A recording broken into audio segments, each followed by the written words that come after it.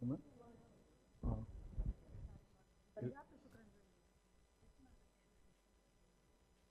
براحتك. انا بس ما انك انت تبلشي.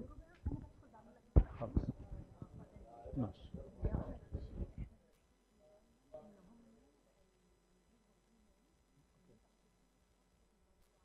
اوكي، السؤال الثاني.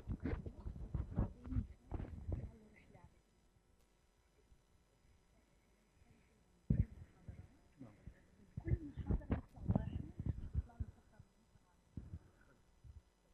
شغله ثانيه، موضوع اليوم العملي، نقدر نعمل يوم الاثنين الجاي بدل الخميس. اه. او احد اثنين احسن من يكون يوم خميس عشان يكون محل فاضي. لو واحد يوم الخميس كان كل الناس مليانه فيه فبناخذ راحتنا. خلص يوم الاثنين الجاي بيكون. ممتاز.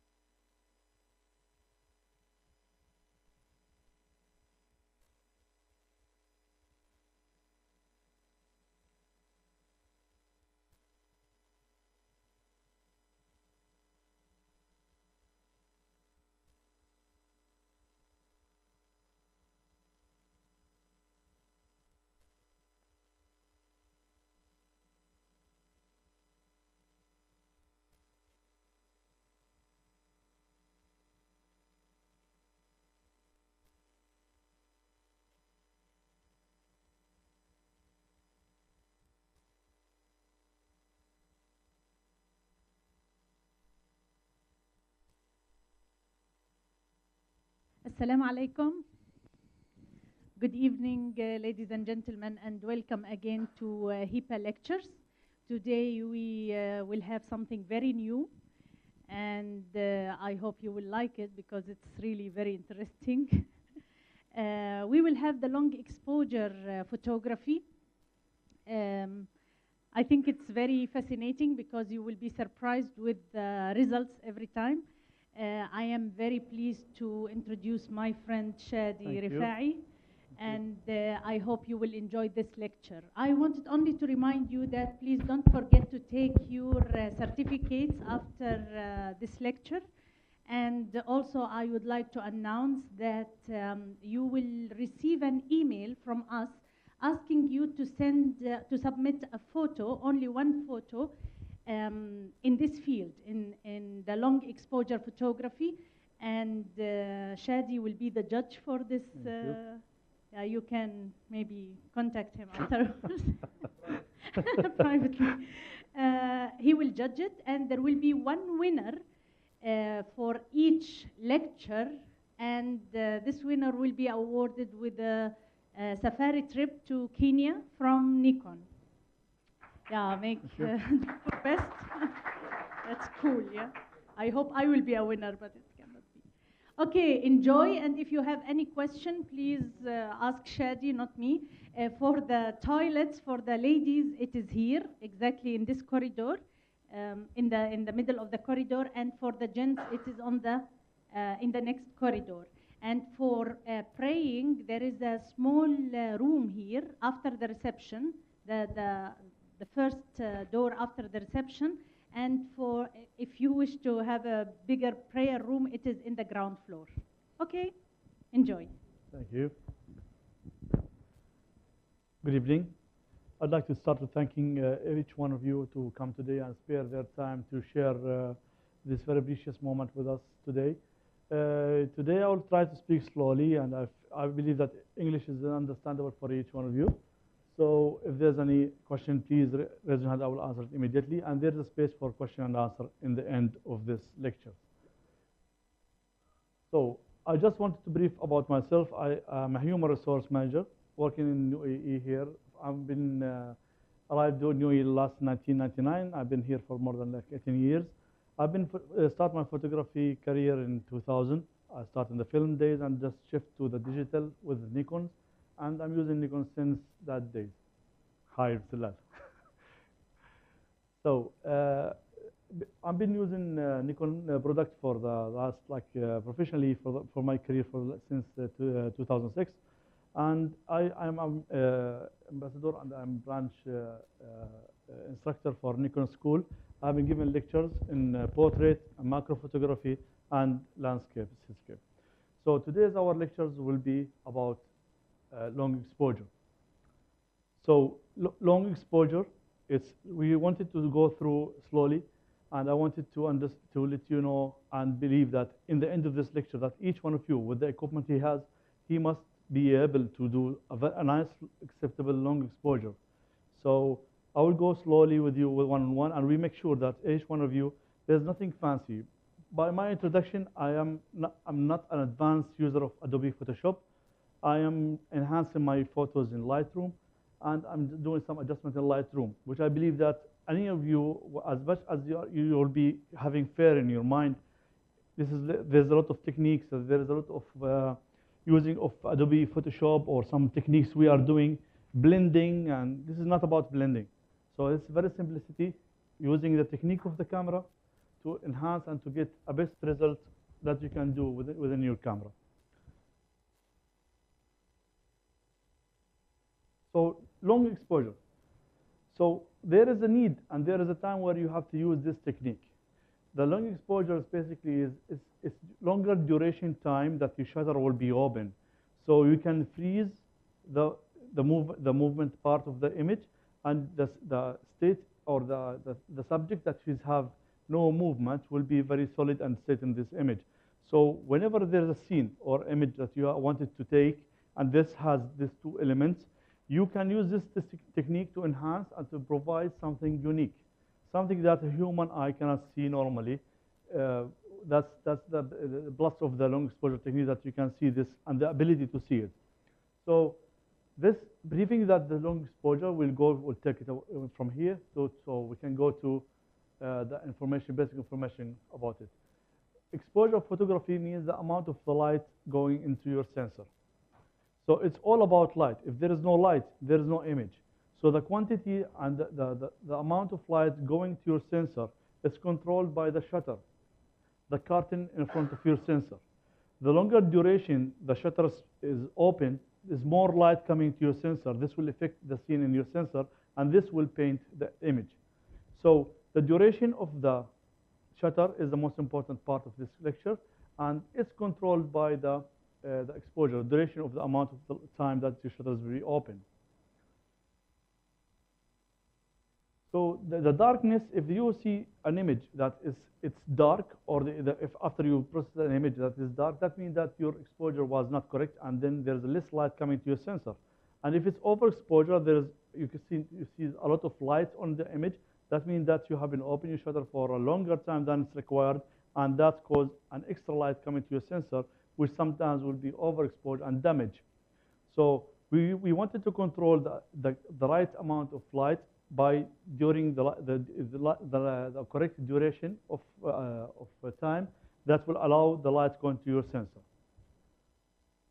Exposure dominates the setting of the camera, and aperture, ISO, and shutter speed. There's three important parts, or three important elements in the camera that will control the amount of light coming to your sensor, which is familiar. I believe that all of us are familiar, which is the aperture and the ISO and the shutter speed. Okay, so these are the three factors that they will be controlling the amount of light in your image. If we will go for the triangle, which I believe that is very familiar for all of us. So we saw that there is ISO, and there is aperture, and there is the shutter speed. Okay, in this lecture, in long exposure, we will be focusing in the shutter speed. Okay, so most of the time you will find myself, I'm explaining to you that forget about the ISO and forget the aperture. Okay, so because most of the time people will be confused, and the first question that everybody will ask when you see a good image in the internet: what is the setting? What is your aperture? What is your ISO? What is your shutter speed? This is a common question that everybody will ask you, and believe me, this information will not be helpful for you. You cannot use the same setting that amazing photo was taken in this setting and implement it in any other scenario. The light situation will keep changing in different scenario and different change. So at least you can know the basic and what is the effect of the ISO, what ISO will do, and what is the aperture will do, and what is the shutter speed will do. If you want more light, you will increase the ISO, okay, the sensitivity of the camera, but you will get, in the other hand, noise. Your image will not be going to be clear. If you open the aperture, so this will play with a depth of field. And most of the time when we are shooting a landscape, we wanted a bigger depth of field. We wanted to get everything in focus and everything to be sharp, but we cannot use it in all the time. So you find sometimes you cannot go higher than f16. You will find some distortion. And you cannot go in 2.8 with light. There's some scenarios that you need to take 2.8, which is night photography. We'll talk about it in detail. But now we talk about the shutter speed. I want you guys to relieve yourself and focus in the shutter speed. So the effect of the shutter speed, what will do in your camera, is symbolized by this image. Okay, faster shutter speed will freeze the movement. It will be used for sport, for like horse racing, car racing. You want to freeze the moment. You want to capture that moment. You use high speed, and this is not our case today. Okay, we don't want to freeze the moment. Okay, and medium shutter speed, you will get a little bit of blur, the blur effect. Okay, but you still have something in sharpness in the subject, because there is something. Doesn't even give it more movement. But if you go for very slow shutter speed, you will have this kind of movement. Okay, the stick is solid and stable, so nothing will affect it, because that's what we have to keep in mind. Anything solid and stable, it's not going to be effect of the longer shutter speed because anything will be moving. This will be affected in your shutter speed. So just keep this image in your mind. This is the effect of the shutter speed, okay? And shutter speed, that means the amount of light going into your sensor. So here we wanted to identify when I wanted to use long exposure and what is the use of long exposure. If any exposure, that means that if you put your camera in aperture priority, we don't talk about now manual setting or whatever. If people believe that if they use the manual, they are professional and they are the maximum knowledge, they have the maximum knowledge. No, use the technology that the camera spend million on it and they have a nice metering on it and they use that one, so it'll give you the nice correct aperture or required duration of the shutter. So if you put it in aperture priority, which is TV, I believe in Canon, okay? So the camera will give you the reading. If your reading is 1 or 4 seconds or below that, that means that you cannot hold it in your hand and get a sharp image. You need to use a stabilizer or you have to use this one. Yes, please. Shutter priority. Shutter priority uses TV? TV, yeah. Okay. Yeah, shutter priority or aperture priority. AV, yeah. TV, okay. So this is different in brand, but it's the same subject of we'll be having for all brands. So, yes. No. Any exposure that requires tripod, it's considered as a long exposure. Okay. Just to, these things to identify, are we in this territory? This is you have to select when you are submitting the work or the image to this competition. What Ms. Ula announced about. So it has to be one of these subjects, okay? Use a filter or slow shutter speed. You have to identify when you have to use filter or shutter speed. Filters basically is like glasses, sunglasses. If you cannot go out in the street, open your eyes widely because the sun is very bright, you put your sunglasses. That means the same thing for the camera. The camera cannot open widely because the sun or the light is so bright. You want to block the light, you put a filter. This is the same use for the filter. It's sunglasses for your camera. Okay, it's block the light and reduce the amount of light coming to your sensor. So the other thing is if you have a nice scene, a water flow, or you have like any movement of the water, and you want to make it more silky, marble effect, you want to make it more smooth. This can be done with the long exposure, and then it's advisable to use polarizer filter so you can reduce the reflection of the water in your camera. We go into it again in details in photos. Daytime exposure. If you are using in the day, in the sunlight during the day, and you want to have longer exposure, your camera ability is very limited because the amount, even if you reduce the ISO to the minimum, and the lower the shutter speed that you can take, still you cannot get a very good decent of time to freeze the moment. Okay, if you have very nice scene of the building and you want to have the cloud moving in your scene, the amount of that camera be able to give you is not enough for you to have a very good long duration of time to have a long exposure. Then you have to use an ND filters. We'll go through it later on. Motion blur. If you haven't seen this kind of photograph when you can see the car moving, the light trail is going on, or if you find some subject is running or some people driving the bike and there's a blur movement around it, this is a technique used by long exposure. Light painting, which is most of the people doing fun, especially in the night, during the night, when you go for night Milky Way or if you go to the desert, we always play with light. We bring the silk wall, we put it in fire, we play with it. We bring even kind of light, we will play with it. This is light painting. It required long exposure as well.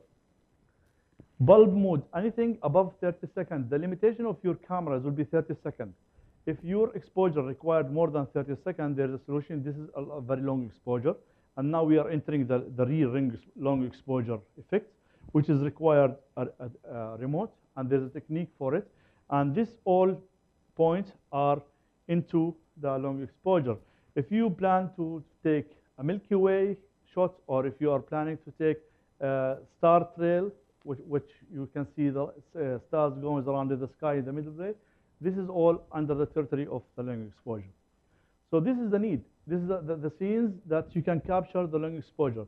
That means, guys, if you are in the middle of the day and there's no such a cloud, there's no water, there's no movement, there's only building, there's no requirement for the long exposure. There's not, your long exposure, if you have all the tools, if you have the filter, you have the tripod, you have the remote, there's no need for the long exposure. So you don't have to do it. So it doesn't mean that you have the tools, you have the things. If these things will not add value for your photo, don't use it. Okay? So if you don't have this, one of these actions you want to do it in your mind, don't invest in filter, don't invest in tripod or remote or other things that we are going to talk about. Okay? This is the things that you have to decide. When you see a scene, you like that scene, you wanted to take that picture, does it have this element? It will add value to my picture if I make it long exposure. Does it look better? And then you start to use the technique that we're going to learn to get a better image, better quality image, that when you are seeing this image, you will believe that, okay, this is something that's strange. Okay, so that will take the attention of the people who will be witnessing your photos. So we talk about the equipment, basic equipment. What do you need to do the long exposure? Extra batteries. Let's start with the batteries, the most important part. Consuming batteries in cameras when long exposure based on that you're using the the digital screen in the back of the camera, and this will cause more consuming of your battery. So most of the landscape or most of the long exposure based in the screen here. So we're using the screen. Okay, we're using the screen for focus. We're using the screen for looking to the image, if it's in focus or not. We depend on it for leveling the camera. So most of the time, you have to get some extra battery with you. Okay, the camera, regardless your camera is for long exposures, if it's DX format or different brand or any brand, it will do it. As long as it's a digital DSLR camera or any camera you have, it will be able to do the long exposure.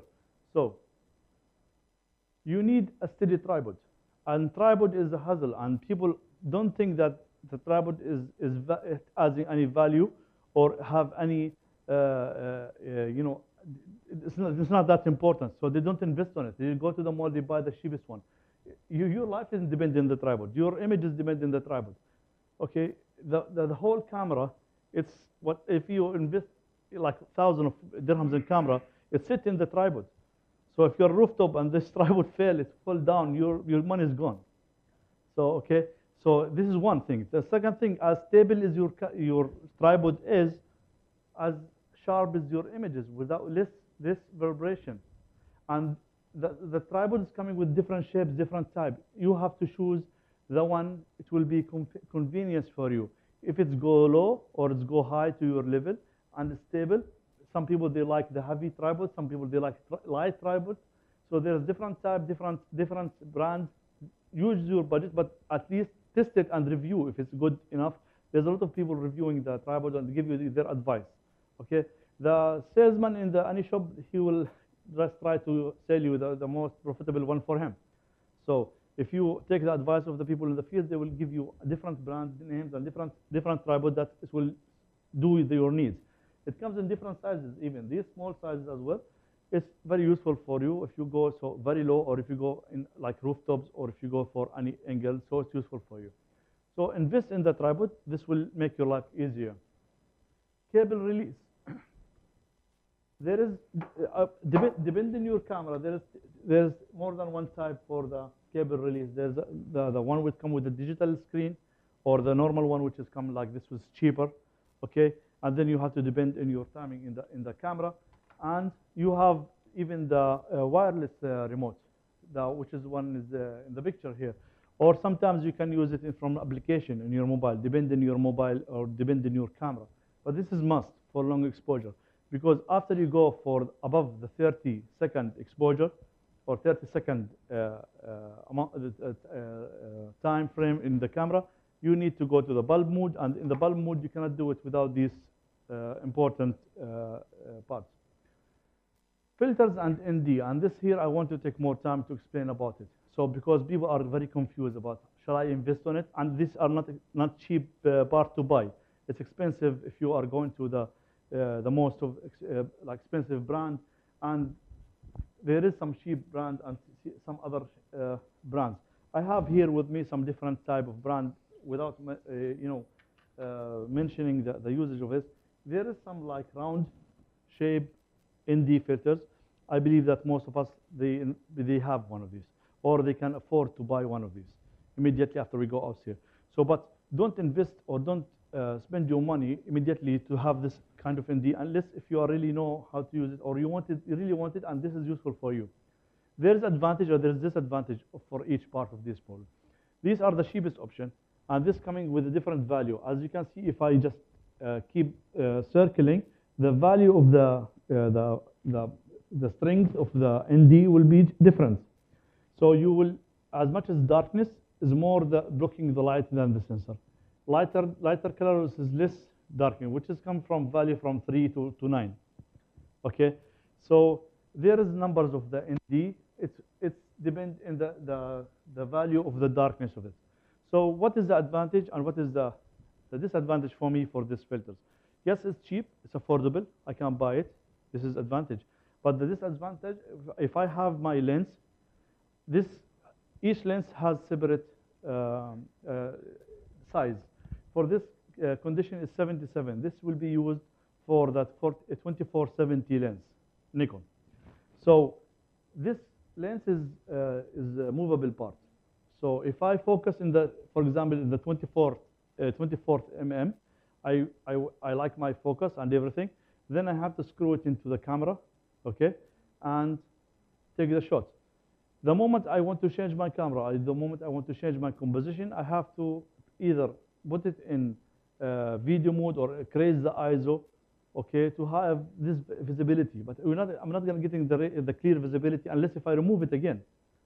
So moving and removing is a headache, and this for sure by putting it in the camera, it will change your focus point.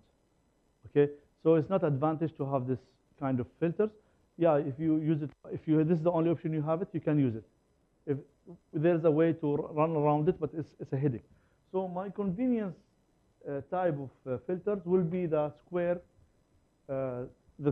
type. And each lens, most of the landscaper or the people who are shooting landscape and cityscape, they use the wide lenses, just such as this one.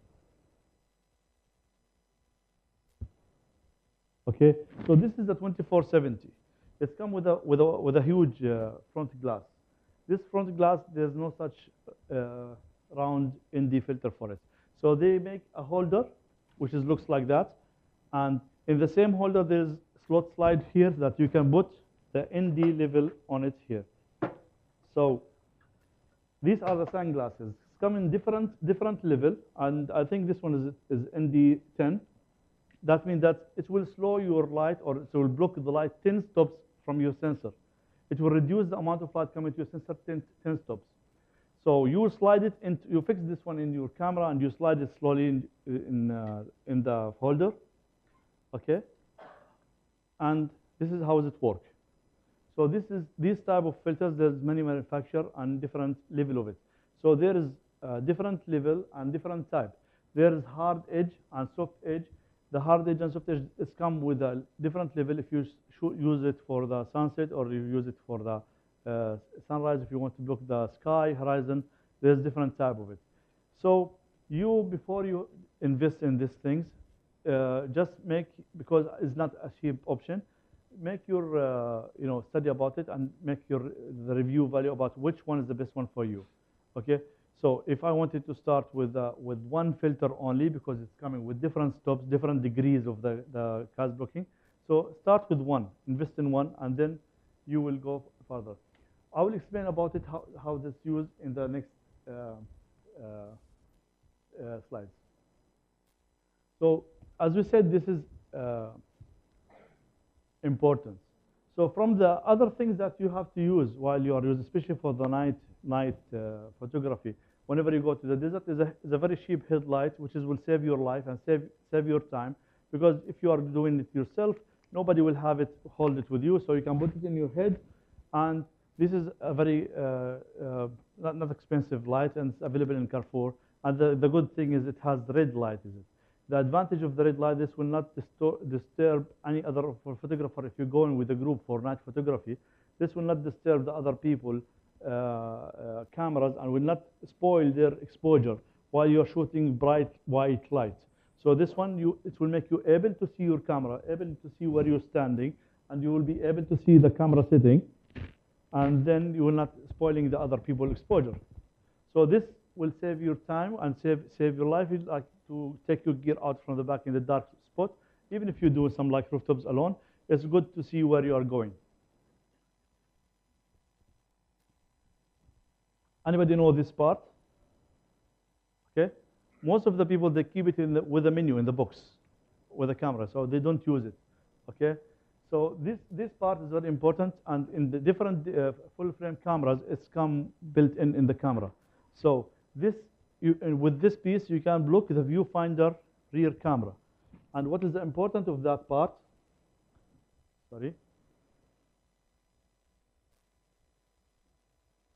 If you can see in the rear of the camera here, some of the like D700, it looks like that. In this cameras, it's built in, so you can slide it here, and this will close the viewfinder. It's closed now, and this is open. So while you are using long exposure duration time, any light will come to your sensor or your camera will spoil your image, and this will have a flare in your sensor. So if this one is open, light will come even from behind or any other things that will go into the viewfinder and will go into your sensor, and this will damage your exposure. So it's better to block every single interest from here. Sometimes even when I'm using even these type of filters, the other one.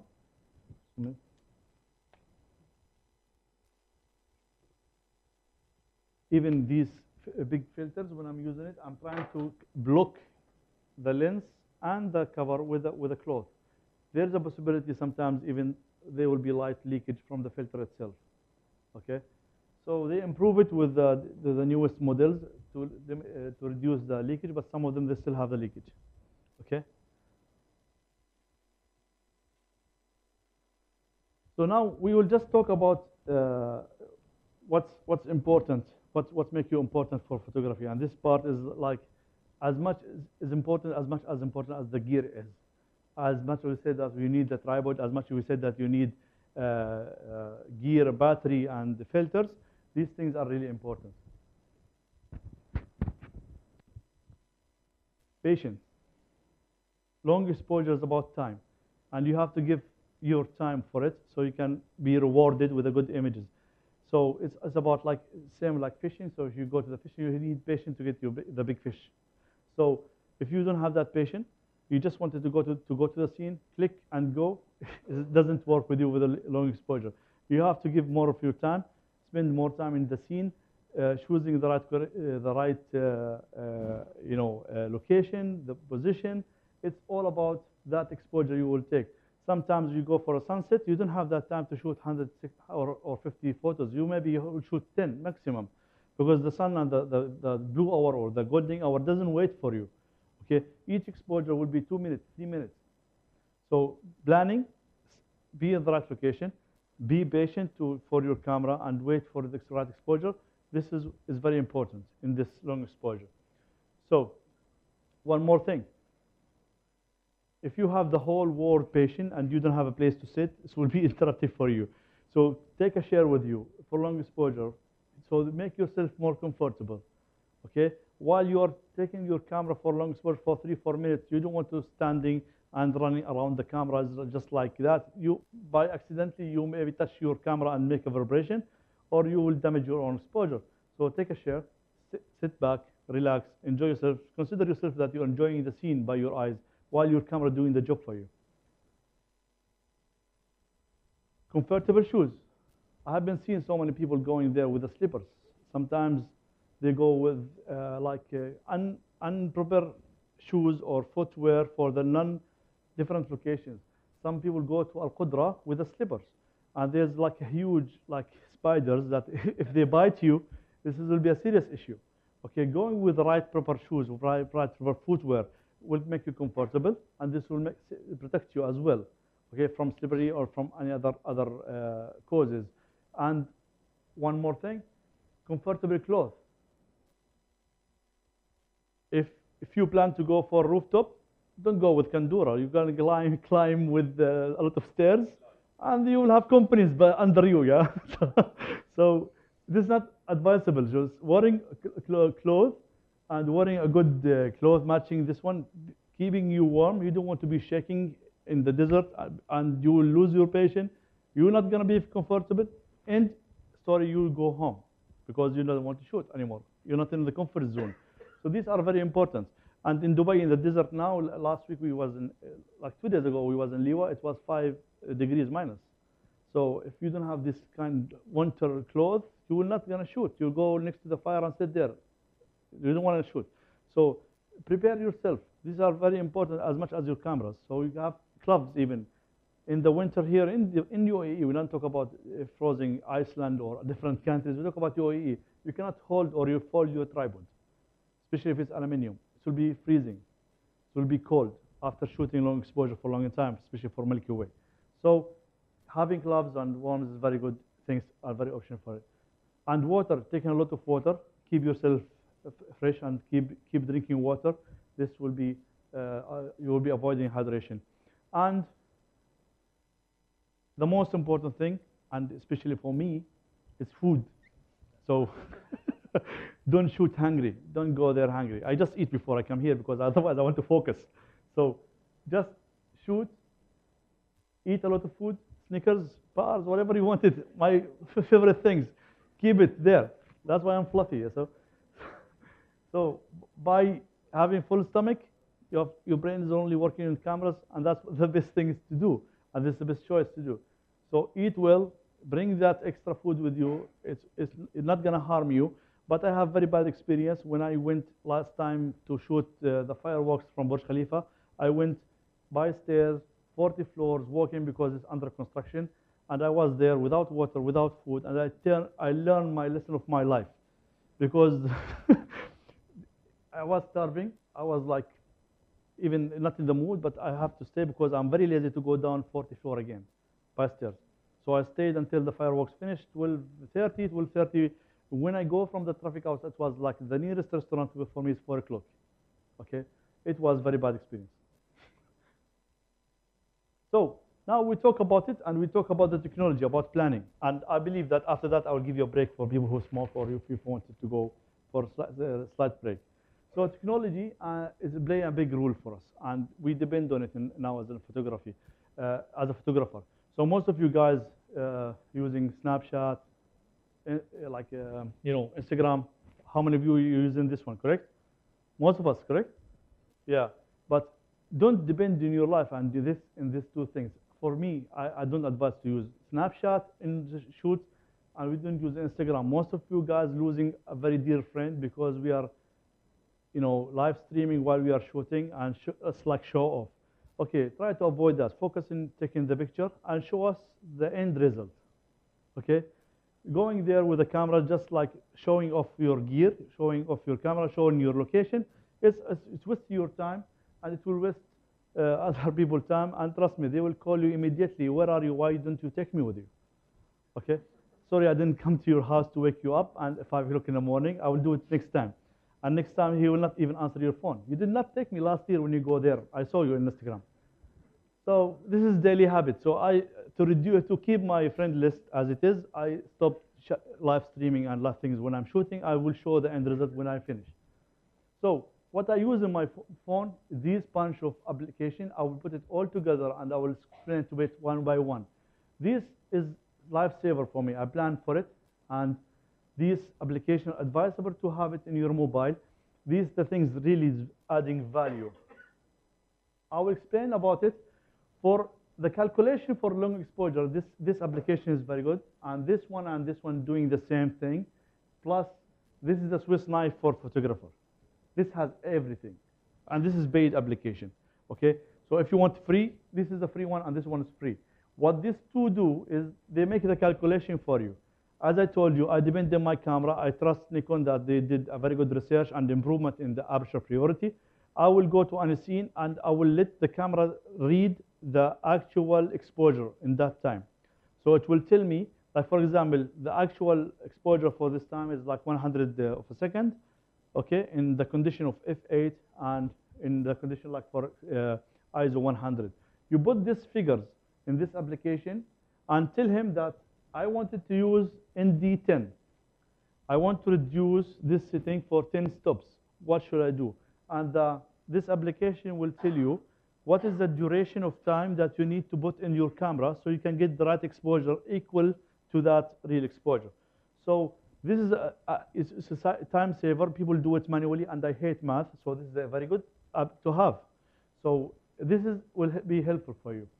For people who wanted to plan for future shoots, in the 31st of this month, we will have 3 very nice events, which is the blue moon, super moon, and eclipse. Okay, so this is like it's happened only in 150 years. So people who plan to shoot it behind Burj Khalifa, or they wanted to put the moon behind Burj Arab, or any possible landmark, this is the application where you have to download and plan this one and this one. Okay. In this application, you will be able to choose your current position or any future position. You can choose the date and time. You can, from today, you can plan for the 31st or for the next year. It will give you the exact path of the moon or the sun or the Milky Way. And it will tell you in that current position, the moon will pass in this time, in this height, in this duration accurately. So you can plan according to your camera or according to your length of the zoom, where to stand and how to capture that moment. So these are very useful for me. And for NIS is the same application for calculation in the long exposure. For people who's wondering always if tomorrow there will be fog or not, okay, shall I go to the rooftops or it's useless? I depend on this application to tell me the humidity. If this indicator telling me that it's 90 or 95, immediately I'll be in a rooftop. So if it's below 80, 85, there's no fog. And this very reliable for me, and I'm depend on it. At least most of the time it will be correct. Okay. Other factor play with the having fog or not. It's come again? Yeah. Sorry. Having fog or not is reliable on this one, but having a good fog in good wind condition, in a good lighting condition, in very nice direction, is something that you cannot predict. Okay. So the same thing for the calculation. Lee exposure is having the same exposure, and this one is the same thing for planning. For planning the location and the planning for the where the moon will sunrise or sunset will come and what time. So the moon is only application for the moon when you see the full moon, when you will have the full moon, the phases of the moon, the direction, the angle, and the height, and the strength of the light. This is very critical for if you are for night photography, for even if you want to decide to go for the Milky Way in the right month. You have to know that there is no much light pollution coming from the moon. So this application will be very useful for you.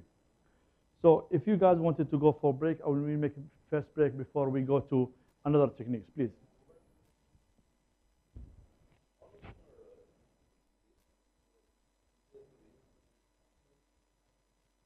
Most of them are, PhotoBills is offline, and this one is offline.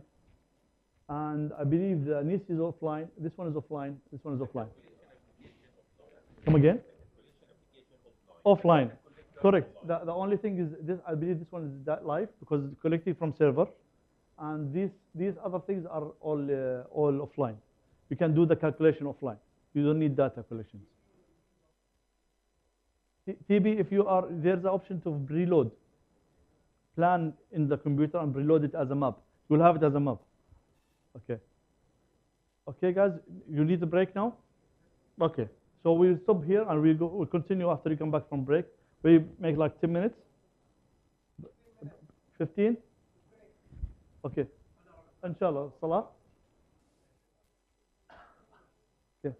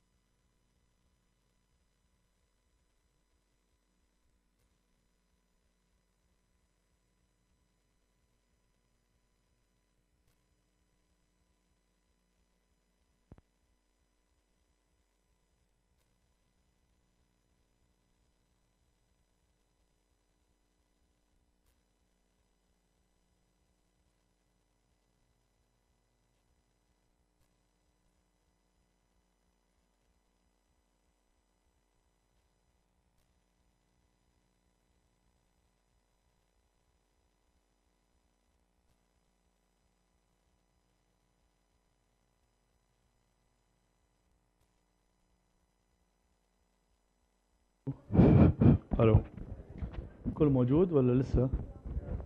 بلش؟ اوكي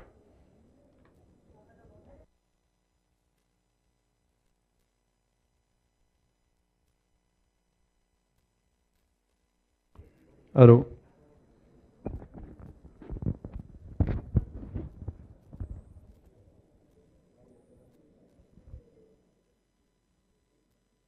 الو اوكي يلا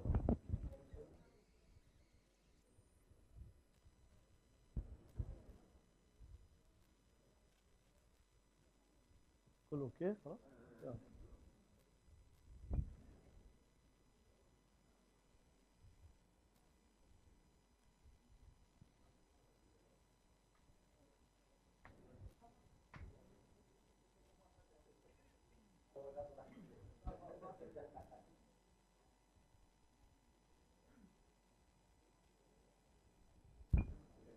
Okay, now we're back.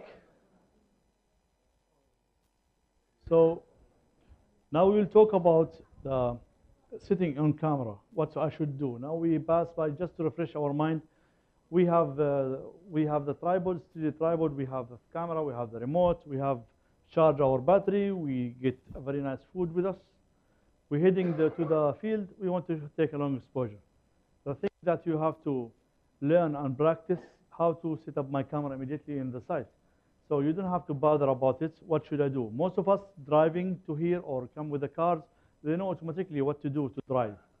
You have to practice that much for photography, so you will not be bothered about what I'm saying here, and you will laugh next time somebody asks you about it. So you have to practice that automatically. If it's so bright, what to do. If it's so dark, what to do. So these are the settings that we have to think about. So we should shoot as low ISO as possible, except night photography if you are shooting Milky Way. Take it as exception.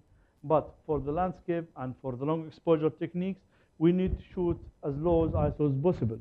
Remember the triangle? We said we have to focus now in the shutter speed. Forget the ISO and forget the aperture. So we talk about the aperture later on. So now lowest ISO, some cameras, they have 32, they have 50, they have 100, depending on the lowest ISO as possible in your camera. Let's take on that. Let's start on this, the base for you. The ISO as lowest as possible. No, we never shoot low, no. if you put it in auto, you put a filter, immediately will pop up to the maximum amount of the ISO. So use manual focus. And how we use manual focus, I need to simulate it for you. So I will flip from one slide to another from time so you can have at least practice. What we do when we go to the field, we most of the time, if it's not a daylight, we're using like simulating that in the camera. We are going on field and we are shooting in the same kind of conditions here. If I'm gonna shoot the wall, the first thing I will focus manually. How I focus manually? Then in my back screen, LCD screen, remember when I said use extra battery because I'm using this too much. I'm consuming more power. So that means that I will zoom into my plus and minus in the buttons in my back of the camera, okay?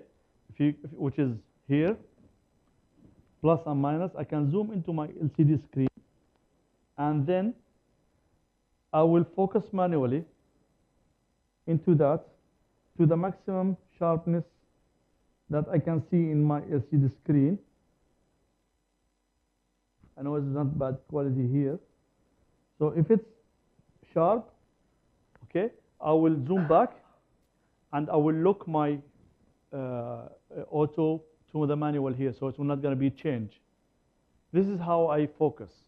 Okay, this is how we have to focus. Depend on the viewfinder, okay, because it's fake, especially in the night. So you have to make it manually. Zoom manually by plus and minus to your subject. Make it as sharp as possible, okay? Okay, and then you go back and make sure that by the time you decide to shoot, your focus is, autofocus is off.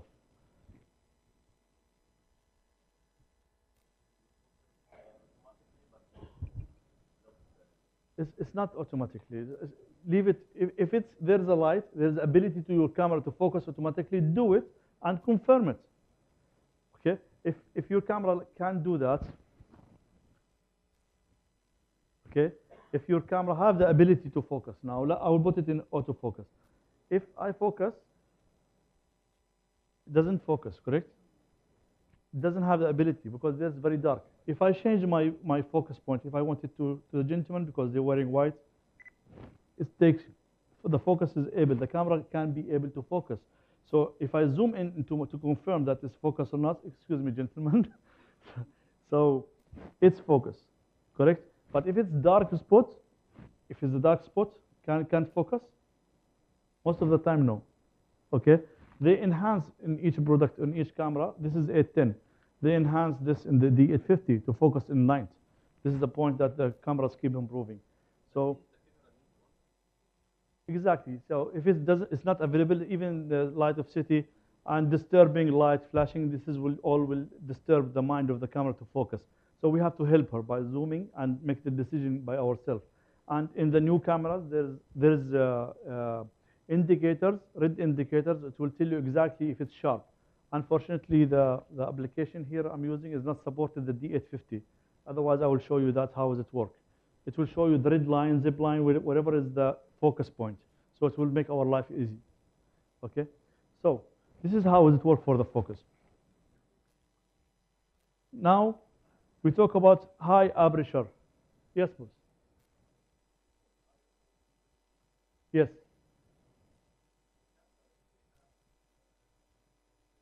L3. Yes.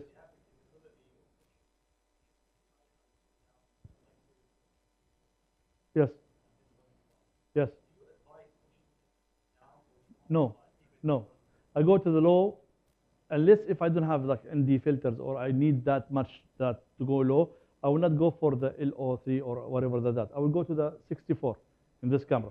I will go into the original indicators. I will not extreme go for the ISO. Some of the images, if you are shooting very low ISO, if you use this LO3 and you zoom it into the screen, you will find circles. Okay, not all the time less noise is good. To remove these circles, you have to add noise to the image. Yes, if you shoot like Burj Khalifa and you use the lowest ISOs, digital ISOs they have, L3 or whatever, which is equal to 32 or less, so you will have in the sky circles, round circles, if you zoom in. Or if you wanted to print it, you find some circles. They put in this same camera the very, very high ISO, which is like 28,000. Who's using it? Same thing. They just put it just to the commercial. But yes, there's sometimes if you are good in editing and if you are good in that, you will go very low because you wanted to have equivalent for the shortage of your ND filters or the equipment you have. If you can do it, if you're not forced to do it, for example, for why I have to use very high ISO. If you are a safari person who is shooting in the safari in Kenya and you have that much moment of capturing a lion eating a gazelle in the middle of the night, who's care about that noise? He will pop up the flash. He don't want to flash. He want to blind the element. So there's a use for it. So yes, people will not even look to that much negativity of the image as much as the positivity it has capturing that moment. So if I have to, I will do it. If I don't have to, yes, there's no need for it. So using high aperture. Aperture, it's very critical. Sometimes they said, okay, if I put f16, I get all the scene in sharp. This is not the actual. This is not the things that we use in landscape. Each lens, it has a study in the online, and they will tell you something called sweet spot. And this sweet spot is the sharpest point of the image for that particular model. For example, for 1424, as research, they said that f8 is the best, sharpest aperture for this lens. You will get the best quality in the image regardless in the f8 stop. So most of the time we're using f8 for this lens. Different lenses, they have different spots. Some of them 7.1, 7, different brand, different aperture. This study is made by the lab and the experts by optic, and they test the optic in different examination, and they will tell you this lens will be able to deliver for you the best quality of image in that particular f-stop. So stick in the f-stop. Sometimes if you keep forget what is the sweet, or you have so many lenses, so write it down on a piece of paper, stick it in your lens until you remember it. Okay? So if you have many lenses, but if you have one lens or two lenses, keep it in your mind. 14-24, the best thing, f8. So now I have two things I relieve myself of thinking about. The ISO, I will shoot ISO lowest as possible, agreed. And the aperture, I will put it f8 if I have 14-28, and f8 is enough for me for getting the very sharp images. So what is the other things I have to worry about is the duration of time. That which is the exposure, long exposure. And we always recommend to shoot RAW. Okay? Shooting RAW, it will give you the ability to retrieve that much data of your image. If you shoot in GPG, you're losing a lot of data in the image, and you'll not be able to retrieve it. Most of the time, they will ask us, what is the white balance I have to shoot, and what is the setting of the white balance. If you shoot in RAW, you don't have to bother about it. You can retrieve any white balance you need in the processing with the Lightroom. So you will have that ability to gather that information and change it later on. If you shoot in GPG, you cannot change such as white balance later on. Or if it's very dark, you cannot retrieve it. Or if it's very bright, you cannot reduce it. But if you shoot very bright exposure in RAW, you can retrieve it and you can get a very decent image out of that image. Maybe you will delete it if it's in a RAW format. So turn on image stabilization.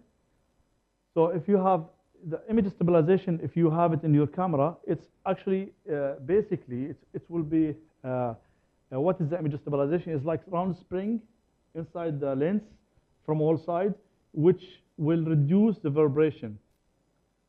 So in landscape, as I said, we have very steady tripod that we want to eliminate any kind of vibration. If you notice, even in my cameras, I don't even put the stripe on, because in a windy day, that movement will cause a vibration in your image, because any sensitive movement will vibrate the stand or vibrate the image, will damage your image, and it's not going to be sharp enough. Even this swing remote, if it's swinging like that, it will cause vibration, and the vibration will destroy your image. So we switch off if there is, in case that there is stabilization, we switch it off. That means that your lenses inside the lens will be steady and stick without any vibration. Yes? In the camera? In my case, I don't have it. Maybe in Sony, they have it. I will switch it off. Any kind of stabilization, it means movement. So some of the cameras, they have it in camera, but I don't have it in Nikon in body stabilization. I have it all in the lenses.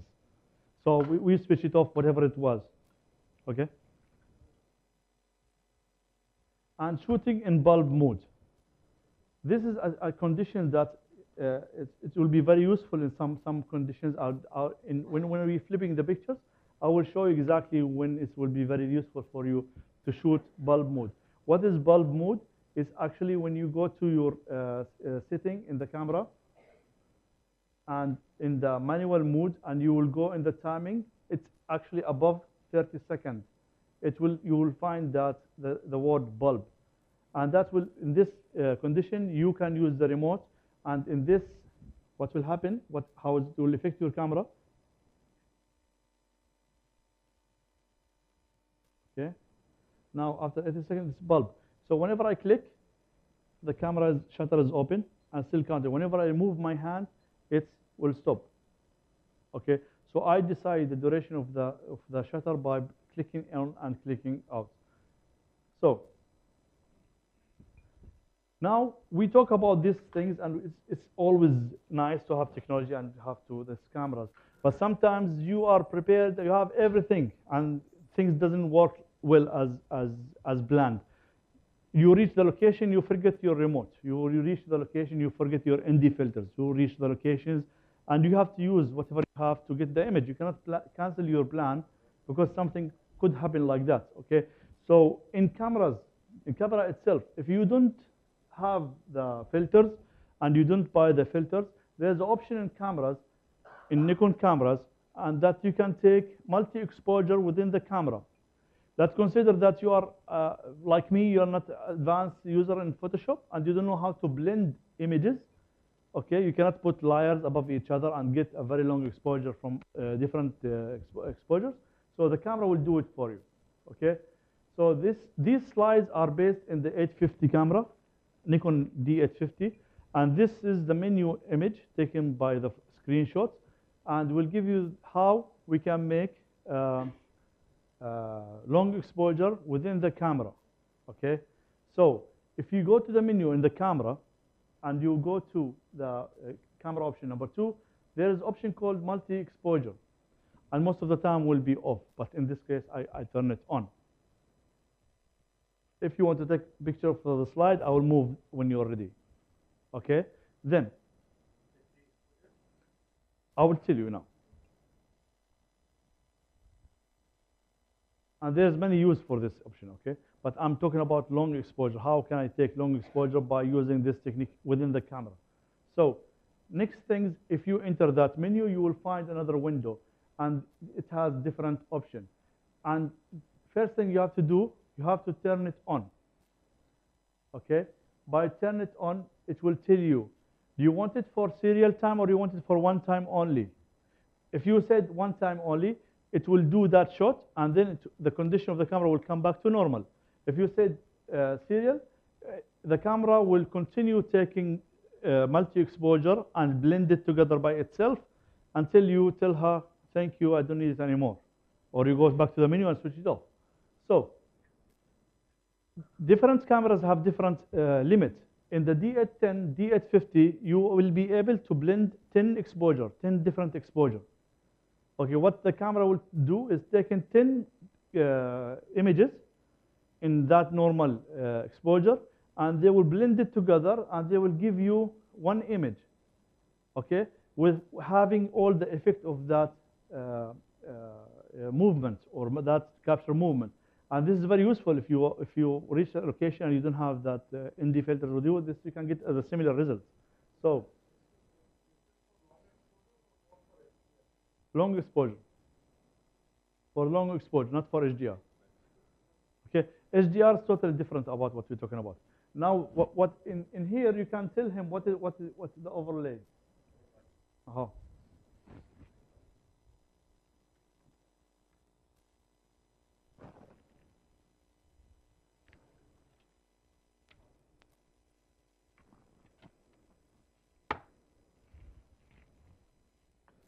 Okay.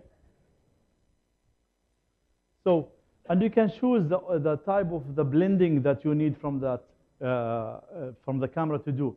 It will choose for your lighting, darkness, or the average. And I will recommend you to put the average because this will make different calculation of the lighting and the darkness. Okay. And what you will get of this after this one, you will get an option. Will tell you, this is only in D850, the newest model of Nikon. It will tell you the option, do you want to keep each shot separately in different folder, or do you want me to keep the only blended image? And it will keep it in RAW as well. So this is a good thing, that it's not going to be in the JPG. So this is your choice if you want to take the whole picture separately, and maybe you want to blend it later on in Photoshop, or you want to depend in the camera blending.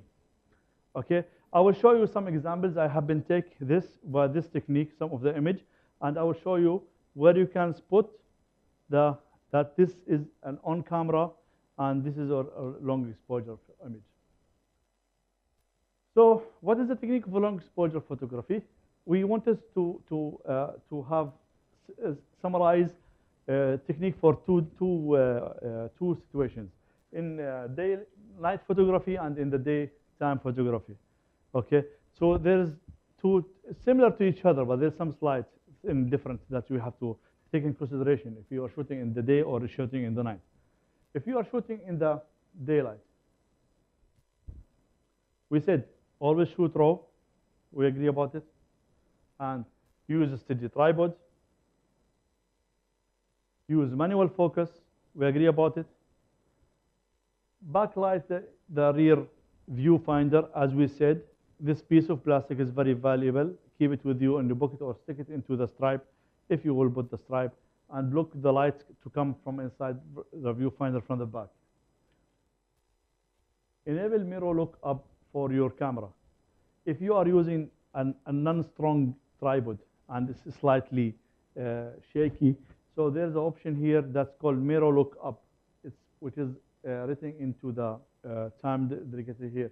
What will happen in the first click, the mirror will raise, and in the next click, picture will be taken. So this will reduce the vibration as well of your shutter going up and going down. So this is an advantage that you have to take consideration. Yes. Yeah.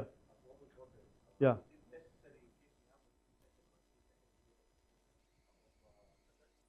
Depending what camera, what tripod you have, and you are using a remote or not. Even your finger push into the trigger, this will cause vibration.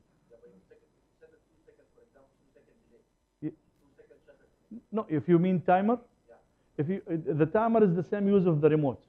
Okay, if you're using the timer, even though you need to have the mirror up. Okay, because if you put the delay have nothing to do with the click. Even if I have the remote. Okay, if I put the remote, I'm not touching the camera. I'm clicking, but still, if I don't put the mirror up, it will cause vibration.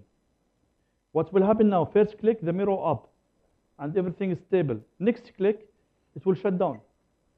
See? And the sound of the camera is different. Okay?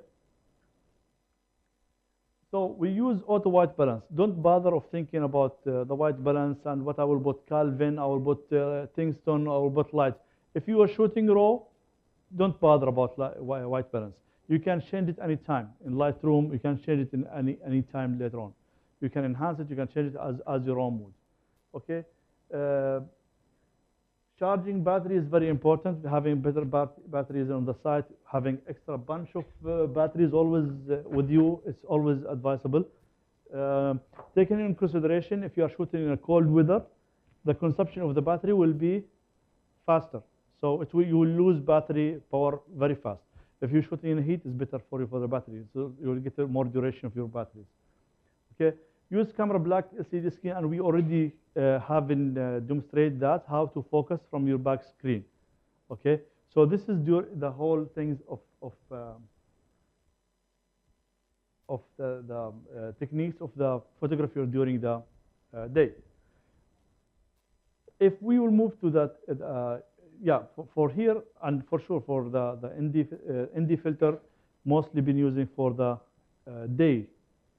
Okay, if you're shooting long exposure in the daylight, the most valuable part of all what we talk about is the ND filter. That you have to invest in the ND filters. Okay, so this will be increasing your values and increasing your ability to reduce the light of blocking the light from your camera. So if we go to the night techniques, we will find that mostly everything we talk about previously, okay? But you will add something especially for the night. You have to add flashlights, laser lights, and you have to enable the long exposure noise reduction from the camera. That option will reduce your camera unless if you are shooting star trail, because this will consume time from your camera processor to produce the product of the file. So it will take time, the duration for noise cancellation. So if you're shooting time trail, you don't need that gap between your images. You need to continuously to take shot behind the shot and after shot for that. Okay. So now we wanted to to have a look of one photos which is taken for long exposure and one with the normal exposure. Okay, so this is a normal shot, a normal in Ras Al Khaimah beach was taken with a normal accurate exposure in that time, which is 1 over 15 second, ISO 64, and in the wide lens 40 mm. Okay, it's a shot which have nothing to do with the long exposure. So let's have a look in the same photo with the long exposure effect. Now it's personal mood. People like the first photo, people like the second photo. So, but most of the time, what will grab your attention, what pay more attention for this effects. So how many people like the first shot, and how many people this one, or how many people like this effect? Can raise hands. So yeah. So I think this will be more interested because you was able to freeze the movement. You was able to freeze the cloud, the movement. You can add more value that you cannot see it in your own human eyes. Okay? You have that technique to have this effect in your image, and then you will be able to have that effect. So if we wanted to talk about it, yani why long exposure? Simply because we will allow ourselves to able to extend our precision for view over time and enjoy complementary of the second of the minute pleasure that we cannot see in our own eyes. Yes, please. Hmm. Okay. Yes, you will have the advantage to increase the duration. Choosing f8 because this is sharpest spot point for my lens. Okay, and I can increase if I increase it now if you go back to that images, there should be a purpose for it. Okay, increasing 22 it doesn't you're not going to get the sharpest image. You're not going to get the sharp image you have. Yeah. Hmm. Correct. But if you try the same thing with the same waterfall, putting the ND filter instead of going to 22, you will get a bit better option. Okay? But yes, I told you that if you go to the site, you don't have ND filter, you have to play around with your setting. Okay? If you go there, you don't have the ND filter. What you will do? You will shoot in f2.8? For sure, no. Okay, you will go to the maximum aperture you have, you go to the lowest ISO you have, and then you will judge how much duration this aperture will give me. And you can use it. But if you have the other tools, I told you that, there's a purpose to buy this one. But if you don't have it, no, we will have to stick with this techniques. Okay? Vignetting, sharpness, there's a lot of negativity. Okay?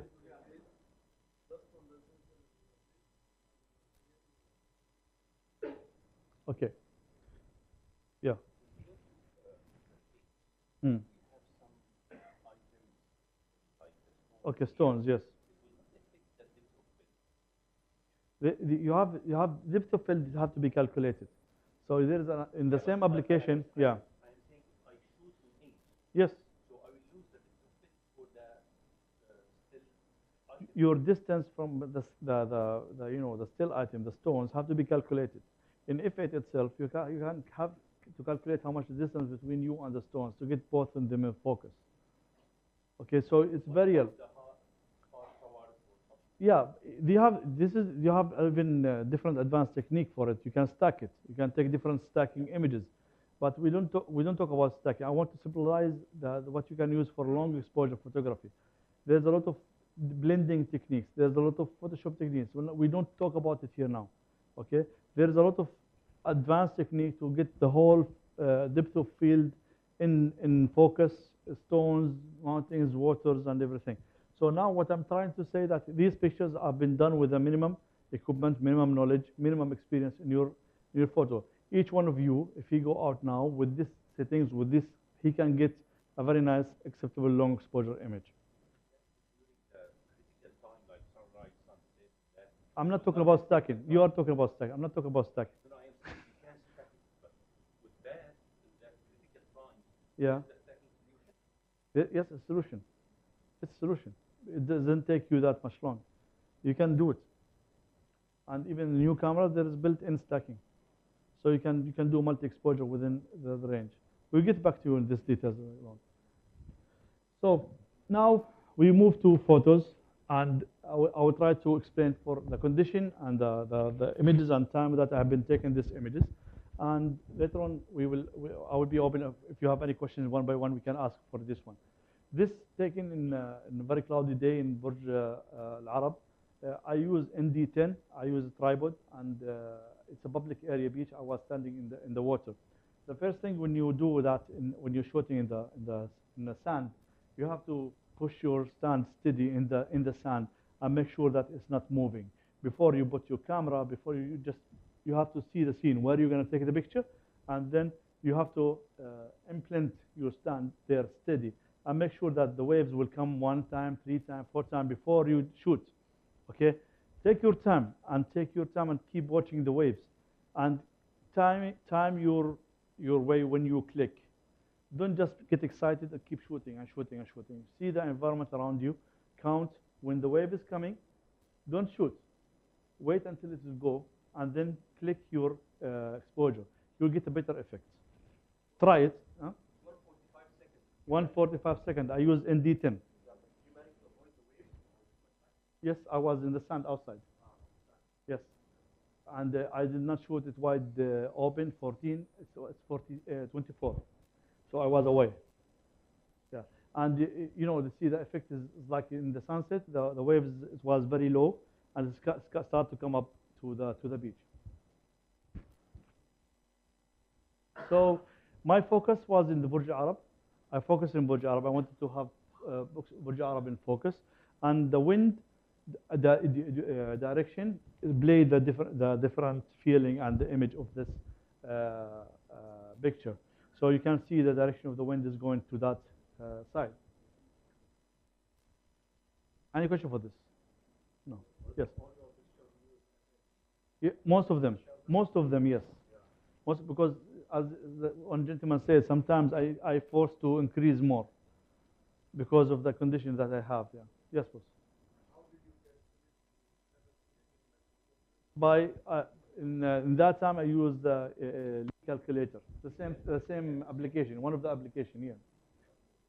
So the application will tell you exactly. The same thing that we just to refresh our mind. You reach there, you put your camera, everything. Then before you fix your ND filter, you focus in Burj Arab. You focus manually in the LCD screen. I will keep repeating until it's stuck in your mind, guys. Okay? So sorry if it's feel boring for some of you. So you focus in Burj Arab. I focus on that. I put my lens, my manual off. My back viewfinder is closed. There's no light leaking from here. There's nothing. I make sure with that. With the S5, I have no problem. With the old one, yes, I have a problem with leakage light from here. So I used to cover it with a black cloth around it. And I make sure there's a rubber, not to keep wave. And I remove my stripe, so there's no vibration. I make sure that my stand is heavy and no vibration as well. So later on, everything is fine. And I will take my remote and click. That's it. And I will wait for the accurate timing, which will be displayed in your remote here.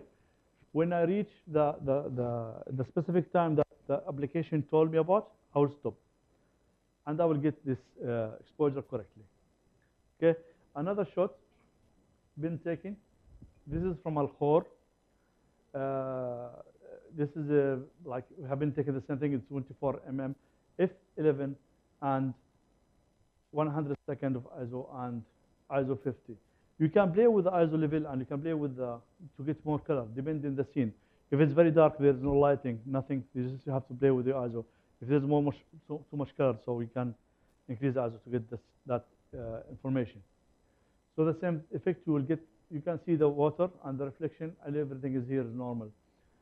This is one exposure. There's nothing added. It's the same cloud, the same scene, the same foreground. There's no fake reflection been added. There's nothing been added. So it's very simple. Everybody of you with a very basic Lightroom effect can process this file. Okay? So there's no magic of blending here. There's no much techniques that you have to worry about. Okay? Do you recommend reducing the exposure level instead of Reducing the? Exposure level from the camera? I didn't get you. Like one stop or two stop low exposure camera. So, شو لا ما فهمتش عليك. So what do you try to say? That you want to reduce? Okay. Okay. Okay. Yes. Plus 5 to minus 1. Yes.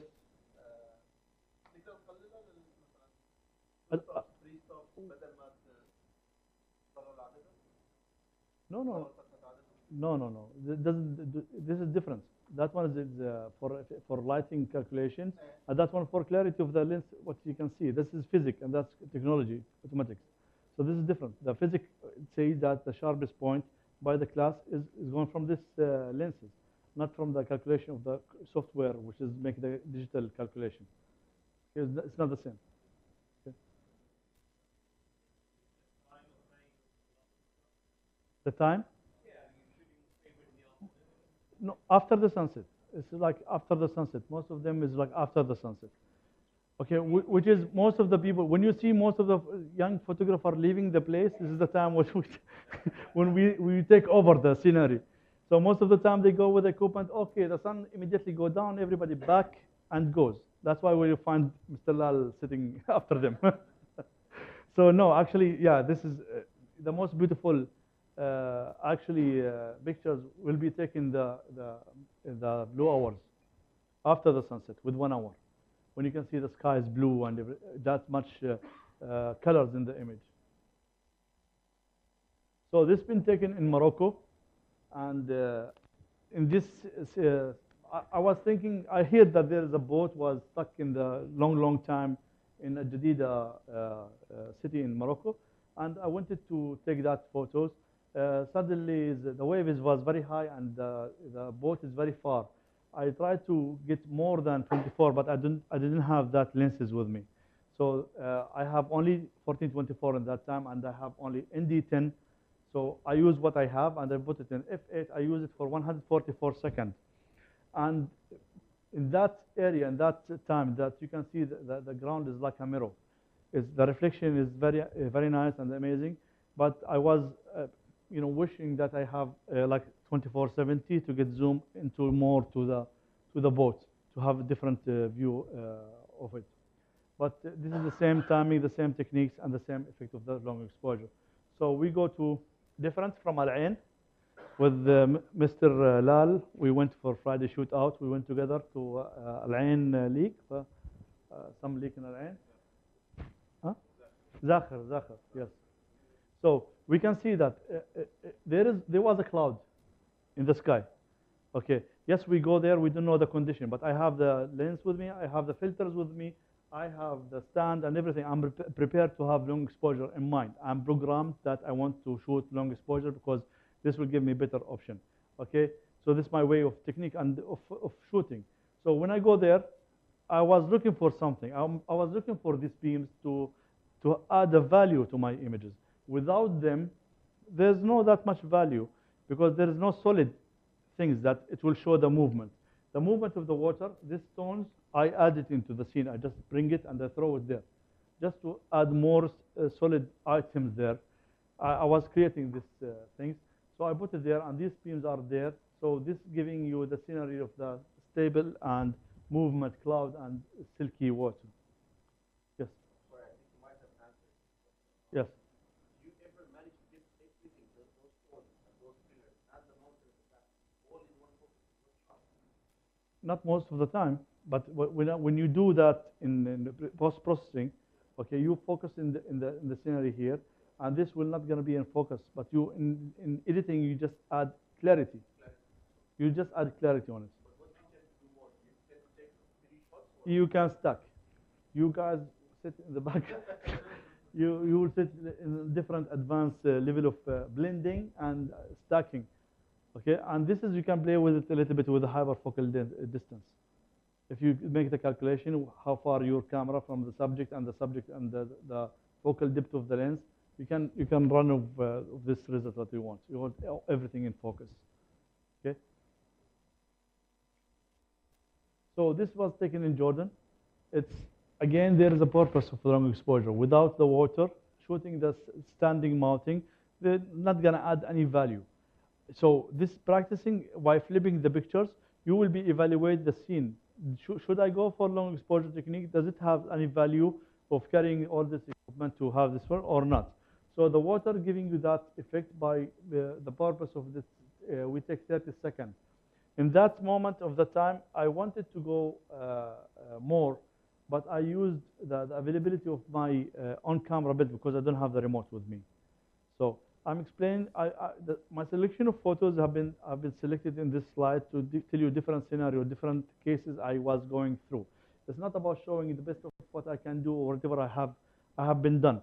In each photo, I have experienced something that I want to share with you. I want to show you what's happening and why I have been choosing this. And these decisions have to come from you as a photographers when you go there, because all of you, as much as you planned, sometimes you will have something happen upon the plan. You have to adjust it according to your camera setting and get the best result of that condition, instead of spoil the whole trip and blame the conditions around you.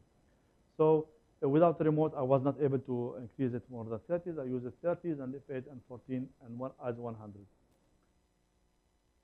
So this is in Austria. It's a lake, which is very famous location, very famous spot. It's like 5 meters location that all photographers around the world have been there. And it was very annoying that even the owner of the houses there, they have big signs that warning for photographers. If they make noise, they will kick them out. So it's you have to be very quiet. And in this location, you don't have that much option of having different scenery. So this is familiar for you. The effect you will get here by this long exposure, the silky white water, and the cloud movement. It was windy, and some of clouds coming through that mountain to the village. And this is, as again, single exposure. The famous photographer Elio Cardi have the same spot, the same image, and he have added different exposures. So he shot the same thing before the sunset, and he shot again another shot after the sunset, and he blended the light of the houses into the image. So he have 2 exposures. So you have to realize that one image which is not blended and some images which is blended together, so to give you different scenario and different scenes. Okay. And this is the same image of Ras Al Khaimah that we have that we take last times. And if you notice the duration, it was very long. I used 15 stop ND filter. Okay, so it was very long duration to have these clouds and these stones. This is one of the, like 2 days ago. Miss Ola, yeah, we went to Liwa. My friend was there, yeah. Yes, I was fascinated with this thing. Most of the people think it's snow. Yes, it was freezing, but this is salt. Okay, so, and most of the people, we was like sleeping that time. So landscapers, they cannot sleep unless if they see the sunrise every day. So I was wake up and waiting for the sunrise. I saw it the previous day, where it's going and where it's coming. I was planning to have a nice, I was very lucky enough. In that date, we have fog and we have clouds and I have this sand, and then we shoot camels in the day. So it was really amazing day.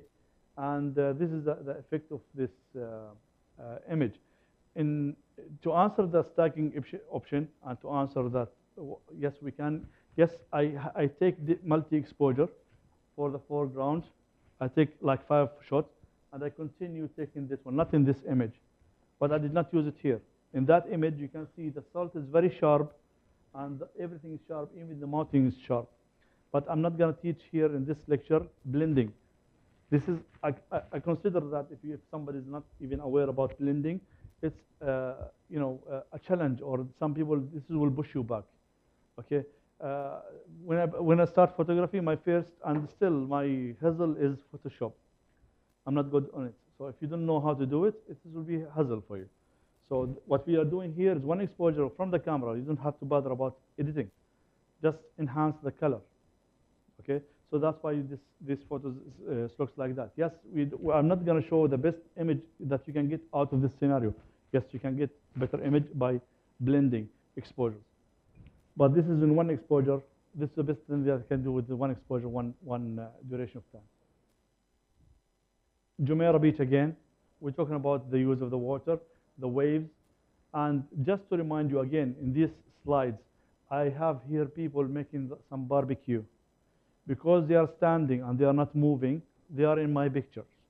Anything will be moving. If they are moving with the water, they will be blurred. They will be disappeared. And I will show you later a better example of moving subject in front of cameras. So I can use the long exposure technique to remove unwanted subject. If you wanted to shoot for commercial use, for like a busy mall, you cannot kick the people out. Go out, I want to take pictures. So, but you can use long technique to eliminate any people who are moving. So they can be out from your pictures. Yeah. Come again? ND filter 10 stop. I have that one only. This is only filtered before that I used to have. ND filters. That age of the photos. That one is recently that I've been using. Yeah, but that's one I have now more than filters. But I started with ND10. When I purchased my first filter, my choice was to buy ND10. Okay, so that was the budget option. Should I invest in that one or not? So this is depending on your budget. Okay. So again, a movement sample, the same side of Burj Arab. I'm not talking about the Burj Arab, that cloud. The movement is of the fisherman here. I did not remove it in Photoshop. I did not delete it, but this will show you if this boat was continue moving. This boat came from here to here. They was going, but if there's no barrier, they did not stop here to take their net. They will be disappeared. They will not be shown in the picture. But because they are stopped here, they are showing in the pictures. Okay. Another locations which we will be planning to shoot for after with these lectures, we will decide that for the practice, for the daily practice. This is an no. This is under the bridge of Al Khor, next to Ras Al Khor. There's interchange next to what is it called? Dubai. Not Dubai Harbor. Yeah, other side of Dubai Harbor. Yes. So Dubai Design District. Correct. In the same bridge of Dubai Design District, you will come below the bridge when you go into Ras Al Khor Road. Under the bridge, yeah, maybe most of you will remember where you can find the movable radar. How many people they catch? That's spot where this policeman always camping. In that area, next to his car, say hi for him and go around. Yeah, maybe. He's using his radar after the shift. Yeah. So there is a beams that will all around this area, and I don't know if they are the construction area there. I don't know what will come up there, but it's very nice skyline for Dubai. Okay. Again, just to remind you guys, the setting here is not to be remembered, not to be written, not to be copied. Okay, that setting was for that particular moment, that particular conditions in that scenario. If I take the same setting here and I said, Shadi told me 24 f5, it doesn't work, don't blame me. Because that condition of light that you will shoot there totally will be different than that condition that time I'm shooting. But just for knowledge, what I have been used, this is what I've been using. This is marina area, and this taken from the Palm, okay, and it's taken 5.6, okay, 24 and if 10 seconds. Why 5.6? I just said I'm shooting f8. This is old photo for me, and I was not knowing about the f8. So this is, yes, and you can see that if I shoot the same photo which I did later on in f8, I get a better quality of the image of the building. I'm not considering this is a winning image. I'm telling you that it's not sharp enough. Okay, so the way I'm showing you this photo, I'm telling you that I shoot in 5.6. I did not get the result of the same lens I have in f8. So there's a lot of distortion, and I can get better quality image if I use f8, the same lens. Okay, and a better enhancing images. So I'm not showing you this to be proud of it, but to be honest with you, showing you different photos of what I have been shooting. Okay, this image I've been shooting before they opened the Dubai Canal long time back, and the reflection was real, and it's not Photoshop. I just used the Lightroom, and the reason you can find this reflection because there was totally zero movement. There's no boat in this lake. It was under construction. It's not opening yet. Now you cannot get that reflection because there's a lot of movement and boat is going on. So you're not going to get that mirror unless if you copy it in Photoshop. Okay. This is in Georgia. I have been taken for the Peace Bridge. In this bridge, it's I wish that we have this stacking option because there's a big distance between the castle, okay, and the church, and there's another church in the other mountains. We crab it, and the bridge at the long exposure of the traffic lights, okay. So in this one, I use f11 just to get more sharpness of a little bit higher the houses. I don't want to go for f16. I will lose a lot of clarity. And I use ISO 64 in 46 millimeter. I was using 70-200 lens because that bridge was far away. 14 was not enough for me to go closer to the bridge. Okay. So in the same bridge, in the other angle, okay, not in this one, after this slide, this has been taken of Sharjah. Light shows that everybody's familiar about it. In light projecting and different light techniques that you have to get a slightly faster shutter speed. You don't want it to go for more than 7 seconds or 6 seconds because the projector color will be changed. The drawing will be changed and your image will be disturbed. So you have to match the speed of the projector. You have to match, you have to work into best in the color or the picture will be drawing by the projector, not by the other elements. So you have to look into the lighting, painting, or the projector, what image it will reflect and how fast they will change it and change your setting accordingly. You got that? So Dubai Fountain, this was taken from MDK Tower rooftop. I zoomed into the 300. This was taken with my old camera, 7100 crop frame with 18 to 300 mm. This was taken by f8 3 seconds by stand, and this was taken zoom into the waterfall.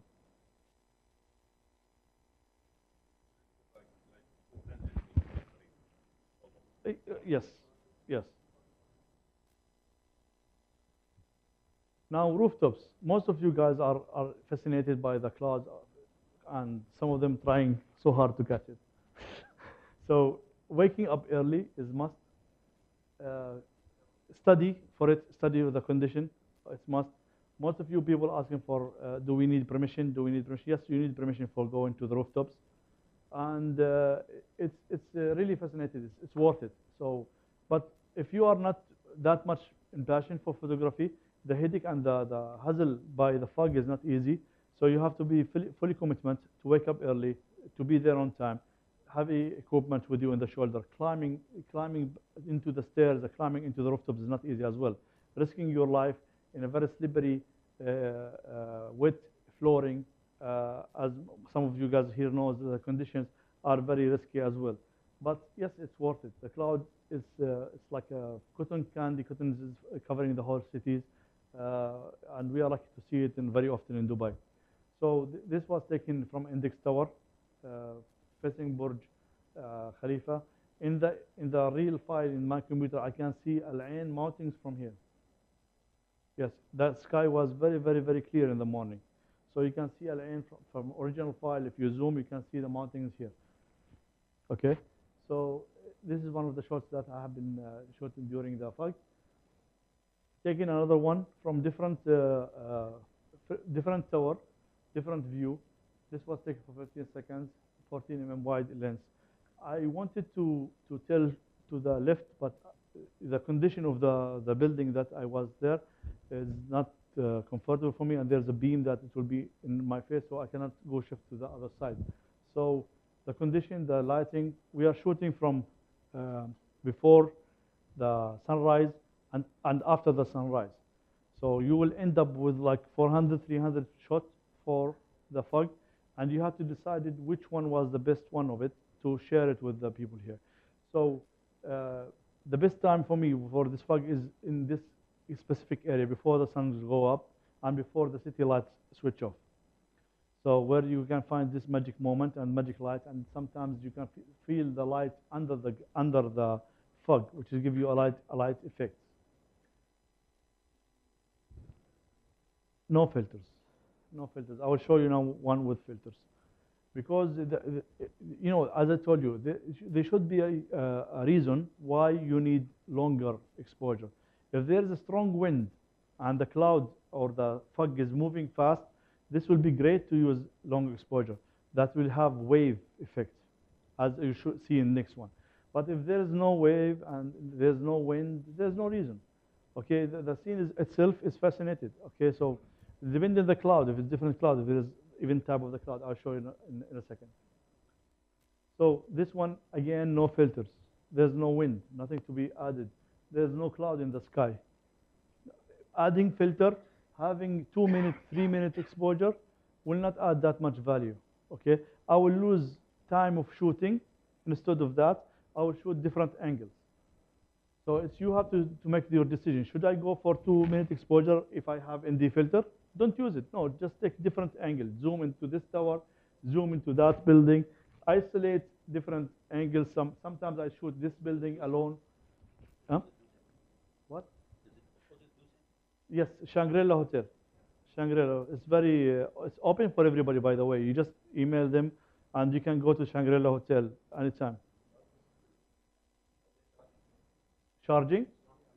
Okay. Really? That's new news. Anyway, you pay everywhere.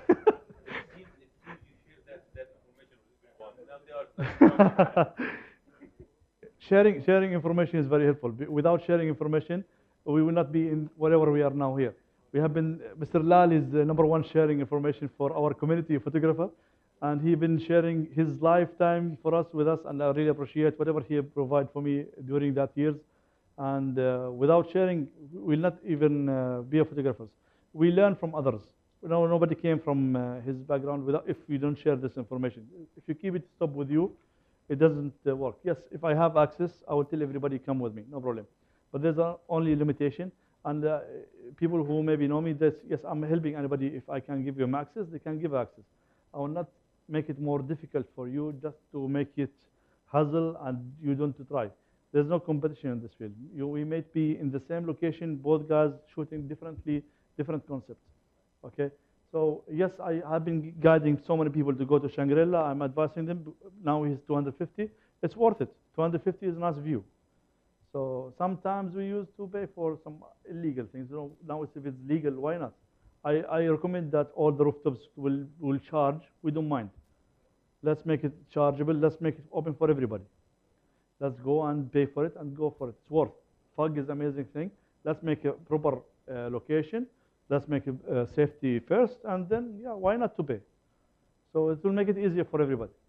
But now it's like you have to send an email, begging them, show them, give them the photos, do a lot of things to get this access. So another shoot from the index tower. And I shoot 1 of a 16 seconds. I did not go for long exposure because I like the sky itself as it is now. Okay, but still I cannot hold the camera in my hand. That's why it's in this lecture, long exposure, but it's in the barrier of the long exposure and handheld. Okay, because the cloud is already amazing. It's nice. The sun was up, so if I put an ND filter, there should be a purpose. There should be a wind or waves or something like that will add value for it. Okay, so this is how you have to decide what photos you need and what technique you're going to follow. In this, you can see this is, I put ND filter in the same day. In the other side, I shoot in Burj Khalifa, I turn my head, I go to the other side, and I find the wind start coming. Okay, so there I wanted to have that effect of the clouds going faster, but still it's not showing. There's another better photos to show the movement of the clouds moving to the beach side. So I use 51 seconds and F20 and 14. Why F20? I need more duration. I need more duration of the time of that to have this 51 seconds. Okay. In this one, it's only 2 seconds. Okay. The cloud was really amazing, and it was in executive towers, and it was zoomed to this one. It was windy. This is from executive towers. Executive towers.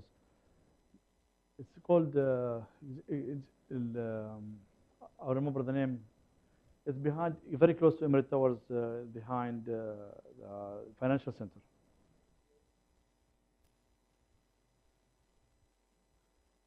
This one is 95 seconds. It was really windy, and I used ND10, and this is one of the like the most lovely days that I have been spending in FUG, because it was the first time in this tower, and it was very heavy, high FUG, and I was almost leaving my place. But because I have more patience and I get used to it, because I am already have so much food for me, I can survive, and I want to finish before I go home. I was able to stay longer, and this is happening at actually maybe 9 o'clock in the morning. 9 o'clock, normally all photographers will feed up very high fog and they'll go home. Suddenly it will go down, and I saw the top of the buildings. But before the whole night, since 3 o'clock in the morning, it was very covered. I cannot see my fingers. So putting there, keeping your camera during the fog with a cloth, it's always recommended, because the moment your lens cap will be on, your camera should be warm, and otherwise the water will be inside the lenses. Keep your camera always warm if you put it in the stand. If you keep your location fixed and you wanted to shoot in that location, keep your camera warm. Sometimes you use a water resistance bag or cover or towel, anything you can put it in your camera, so otherwise humidity, water will come into the body, and they will make the difference of the heat inside the lenses, so it's not going to be clear enough. Exactly, yeah. So this is another shot, is in black and white. My friend Mahmoud, he insists to have it in black and white. So he's a black and white photographer, so he insists to have it in black and white, and that's how it looks in the black and white, because I love it, so I put it in both colors, black and white, and in color version. This is not a foggy day. This is MDK Towers. Between the MDK Towers and Burj Khalifa, there's a chiller, big chiller for AC. And in the early morning, if you go to the 54th floor for the MDK Towers, that steam, or I don't know what is it, this fog is going up above the Burj, and it was really covering the Burj Khalifa. So I used 70 mm, 2470, and I choose to use it in black and white because it looks like fog, but it's actually is not a fog. It's steam coming up from the generators because of the humidity of the summer. In that time, I was coming back from Milky Way shoot, and we were shooting Al Ain, and we come back, and passing by, I went up to see the scene, and I find this fog, so I shoot it in this way. Now, if you remember that I talk about the movement, about anything moving you will not see it if you use long exposure. I used for 20 second f16, no filter, ISO 50 and 14 mm. Do you see any cars in the road? Only people who live long for Dubai have witnessed this when George Bush came to UAE. Yeah, but you. Yes, I remember that I was stuck. I would go to Al Ain, to Abu Dhabi, to come back to my home in Madrid. So this is how you can see the roads empty by long exposure technique. Okay, there's no single car, even if it's the middle of the day. Nothing is here. The cloud is moving. So if you focus in the pictures, if you have it in color version, you will be why there's no cars, because you use it in long exposure. If there's any car stopped, it will come in your frame. Yes, come again? No filters. No filter. That's why I use f16, and I reduce the ISO to 50. Yes. This one is no filter. How about having a graduated ND filter with one property from the upper side, bottom half of the Where? Here? How would the picture? What's your opinion on graduated ND filter? My opinion or my usage of this one? Okay. As I told you, as I'm not an advanced Photoshop user, I will not use a graduated filter whatsoever, because it will affect the building here. If you use a graduated filter, it will darkness all the scene in the above. Then what you have to do advanced people from Photoshop, Mr. Lal and Mr. Mahmoud, to help you out to remove it. Okay? because I'm telling you, this is straight from the camera, only enhancing, change it to black and white. I did not add or remove anything in the pictures. So if you put graduating filter, if you have it in that time, I didn't have any filter with me in that time. Okay, I use it within the camera. So it's ISO 50, 20 seconds, 16, you get this effect from the camera. But, huh? Like 2, 3 o'clock in the afternoon. Yes, it is. Actually, it was cloudy, and I was looking for something to have shoot. You know, when you see clouds.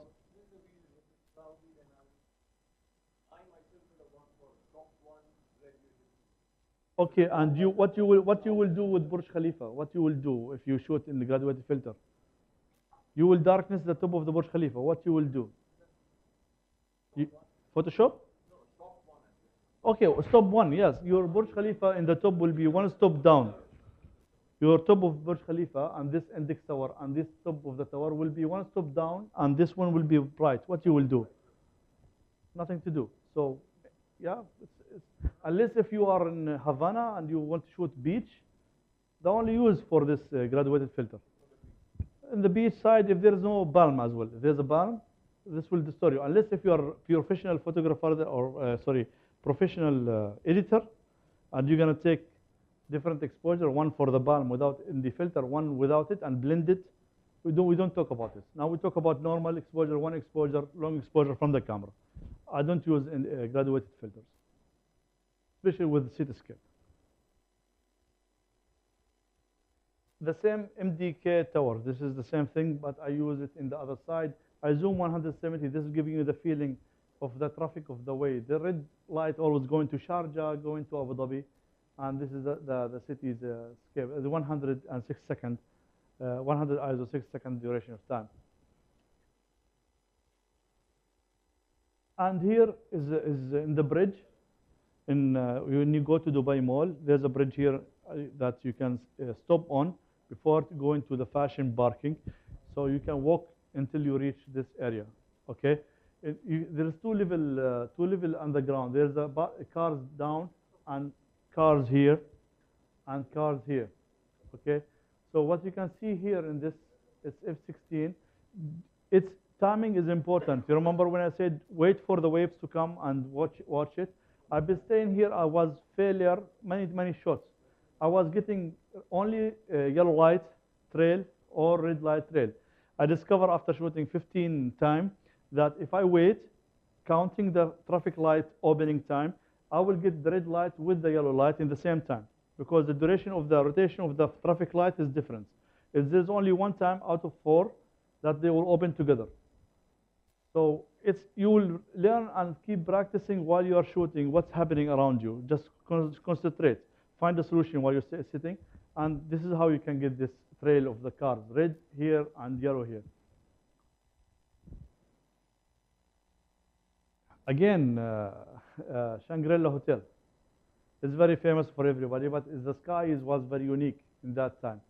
Okay, if there is no light, if it's during the day, the road will be empty, because the light is on for the cars. There's car trail. Okay. This is on camera long exposure. That's the technique that we talk about. Okay. I do not have that filter to do the duration of 90 seconds. So I did it in camera. How you can see that this is in camera?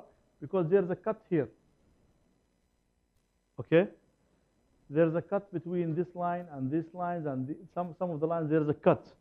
I take 10 pictures. Each picture is like almost like 9 seconds. Okay? So they give me a full exposure of one image of 90 seconds. But you can notify that there's a cut. If it's one exposure, the car will go down for 90 seconds the whole way.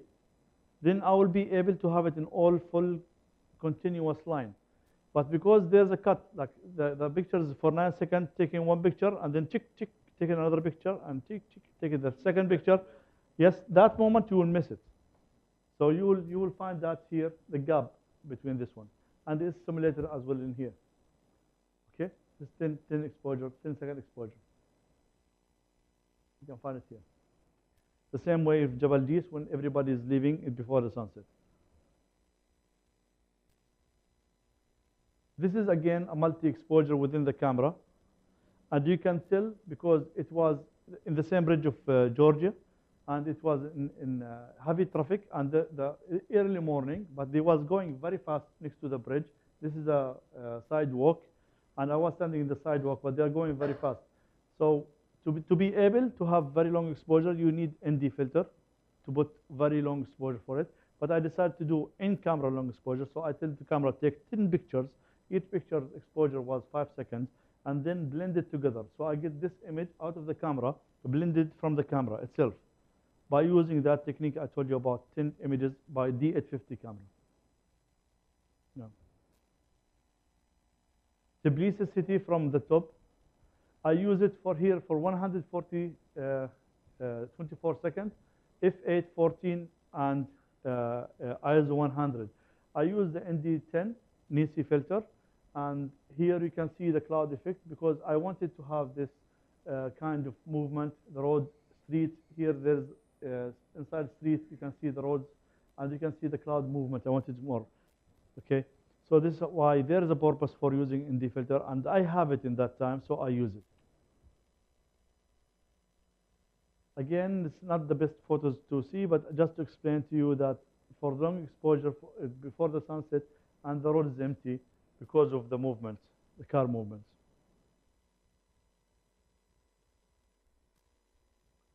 A zoom, different perspective of having rooftops to look around you and to have different angles, discover new angles. Not always the horizon is the best thing to see.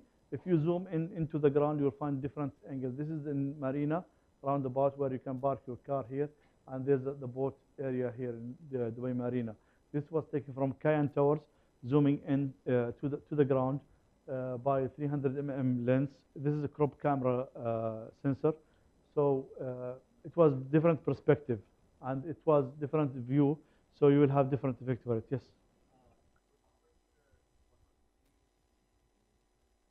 Which one? This is in Lightroom, not in camera. If there is miniature effect only happening in tilt shift lens. Okay, so if you have tilt shift lens, you will have this miniature effect if you tilt it up and down like this lens. Okay, this lens, if you squeeze it like this down, you will have the miniature effect, tilt up or down. Okay, so but if in this effect is only the filter from the Lightroom, you can just squeeze in the middle and it will give you the miniature effect. Okay, it's a cheaper option for the same effect.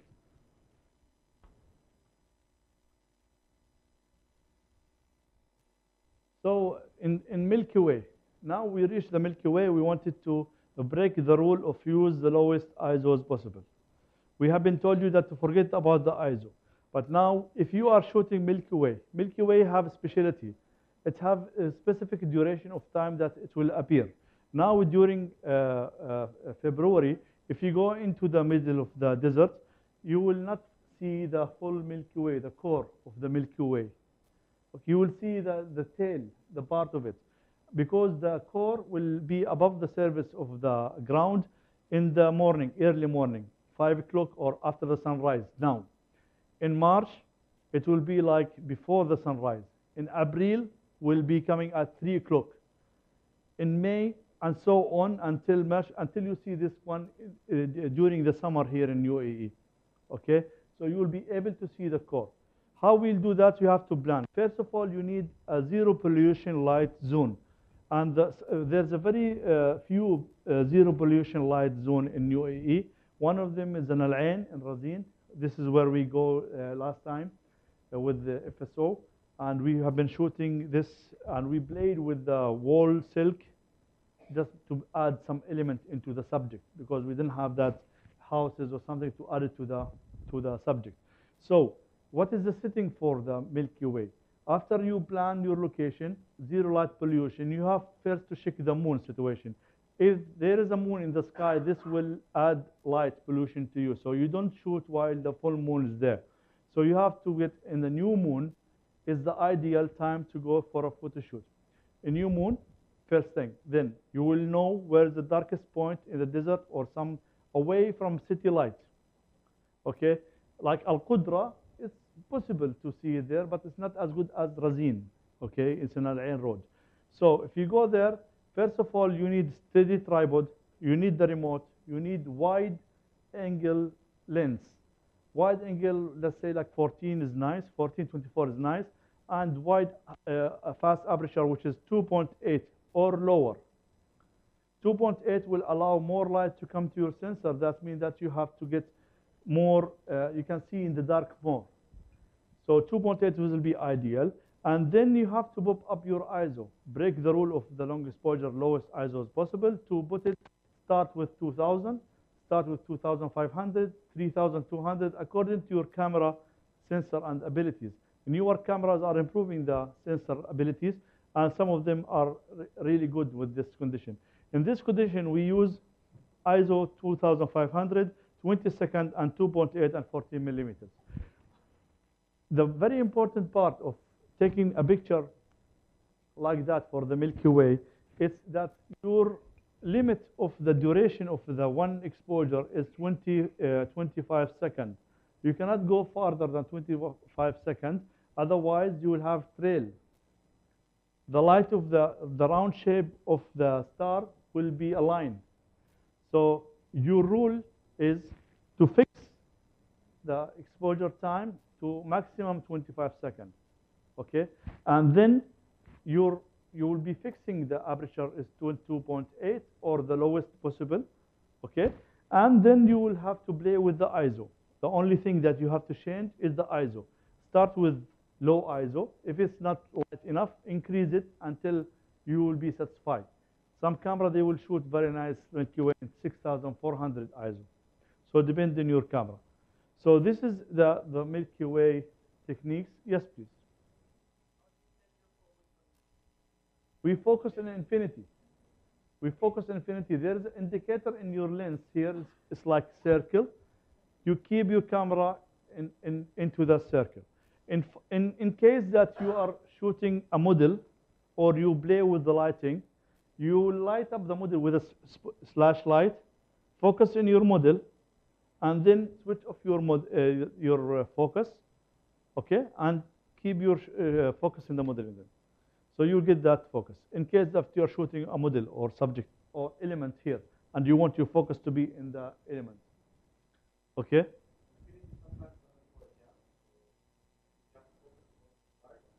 You cannot focus on one of the stars. You cannot focus on one of the stars. You have to play with infinity. You have to play with it. Try, play, try. Little bit above or below. So some of them are how much accurate and how much is good built. But most of the time, infinity is working fine. Yes, please. Right. I have been trying to test it on light, Mm. and the infinity on the Nikon 4628 is not infinity actually. So what I was doing was in the evening time, just Mm. after sunset, I would focus on infinity on autofocus and take the Doppler state, hit the barrel. What you focus at? I would focus on anything far away. Like what? At an infinity spot, somewhere a church far away. Okay. I know that's infinity. And then you will change it to the sky. No. Then I would take a tape and tape the lens to the barrel, and then change the autofocus to manual focus, and my camera is set to infinity for the moment. This is work with you? Yes, it works. That's good. I've read it in books. Okay. Books about David Yep. Barrow. I follow him. I think you can choose a bright star as well. Look at the bright star. It's could be. Now some of them I told you the ability of the camera is different. Now in different cameras, different LED backlight, you can see much better, and the eyes will be much better. The best practice is shoot once and keep play with it. So shoot the second time, you get better result. Play with it, but I will not glue my lens. It works very well with camera, and it Ah. is there in the book. So Okay. not gluing the lens. That's why the Doppler. Okay, yeah, but yeah, it could be a good option. But I believe that if I wanted to have like a model to focus on and to keep it, this will be a good thing. Yes. Be a problem. Yes, boss. تفضل. Yes. Dark spot, yes. Of the silk? Yes. So this is about, yeah, we want to add elements. We want sometimes we play with lights. Okay, we play with some effect. But this is about timing. We don't start. This is duration of 20 seconds. What will happen is I light up the wall silk. Okay, if somebody was with us in Liwa, they will know how it works. You will swing 1 time, 2 times, and then you will jump away and switch it off. And the camera will continue for the duration, the other duration. Otherwise, you have to blend because the right exposure for wall silk is maximum 4 seconds. After that, it will be blown out. Okay, if you wait for 20 seconds, charge around, it will be blown out, overexposure. So what we do normally, 1 time, 2 times, that's enough, and then you throw it away, and you will jump out, and you will go out from the scene. The camera, as you are moving, it will not capture you anymore. It will capture the first action, and then you are out from the scene. This, you need some practice on it to play with it, so you have to do it correctly. Another scene for the Milky Way, the same technique. You use a dark spot. You use the same setting, 14 mm, and ISO 2500. Okay.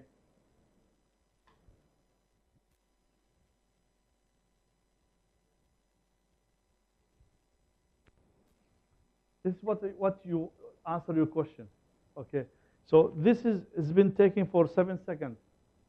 Okay, there's no Milky Way. I was not exposed for any other things, only Silky Way. I want to capture this action, nothing else. So the guy was, yes, because I want if I here there's no Milky Way. There's no Milky Way. We was in Jebel Jis mountain. Okay, we waiting for the sunrise to shoot the Scar Trail. So we want to do something while we are waiting. We have the Silky Way, we have it with us, we have the rope, we have everything. So we choose one guy to swing, and we sit together, we shoot together. So if you wanted to go higher than 7 seconds, 4 seconds, 6 seconds, you'll be overexposed. Okay, because his guys keep rolling. So if there is a Milky Way, let's assume there is a Milky Way behind him here, and I want to capture that. I cannot capture it with 7 seconds and ISO 64. Okay, even if I have this ISO 2400, I cannot go for this duration of 7 seconds. It's too much. Okay, yes. Not?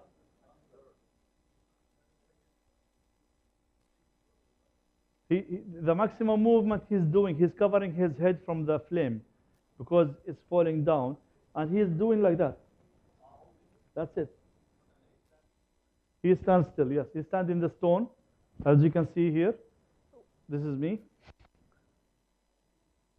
Here. He stands in the stones, his hand, and he's wearing a hat in his head, not to burn his head.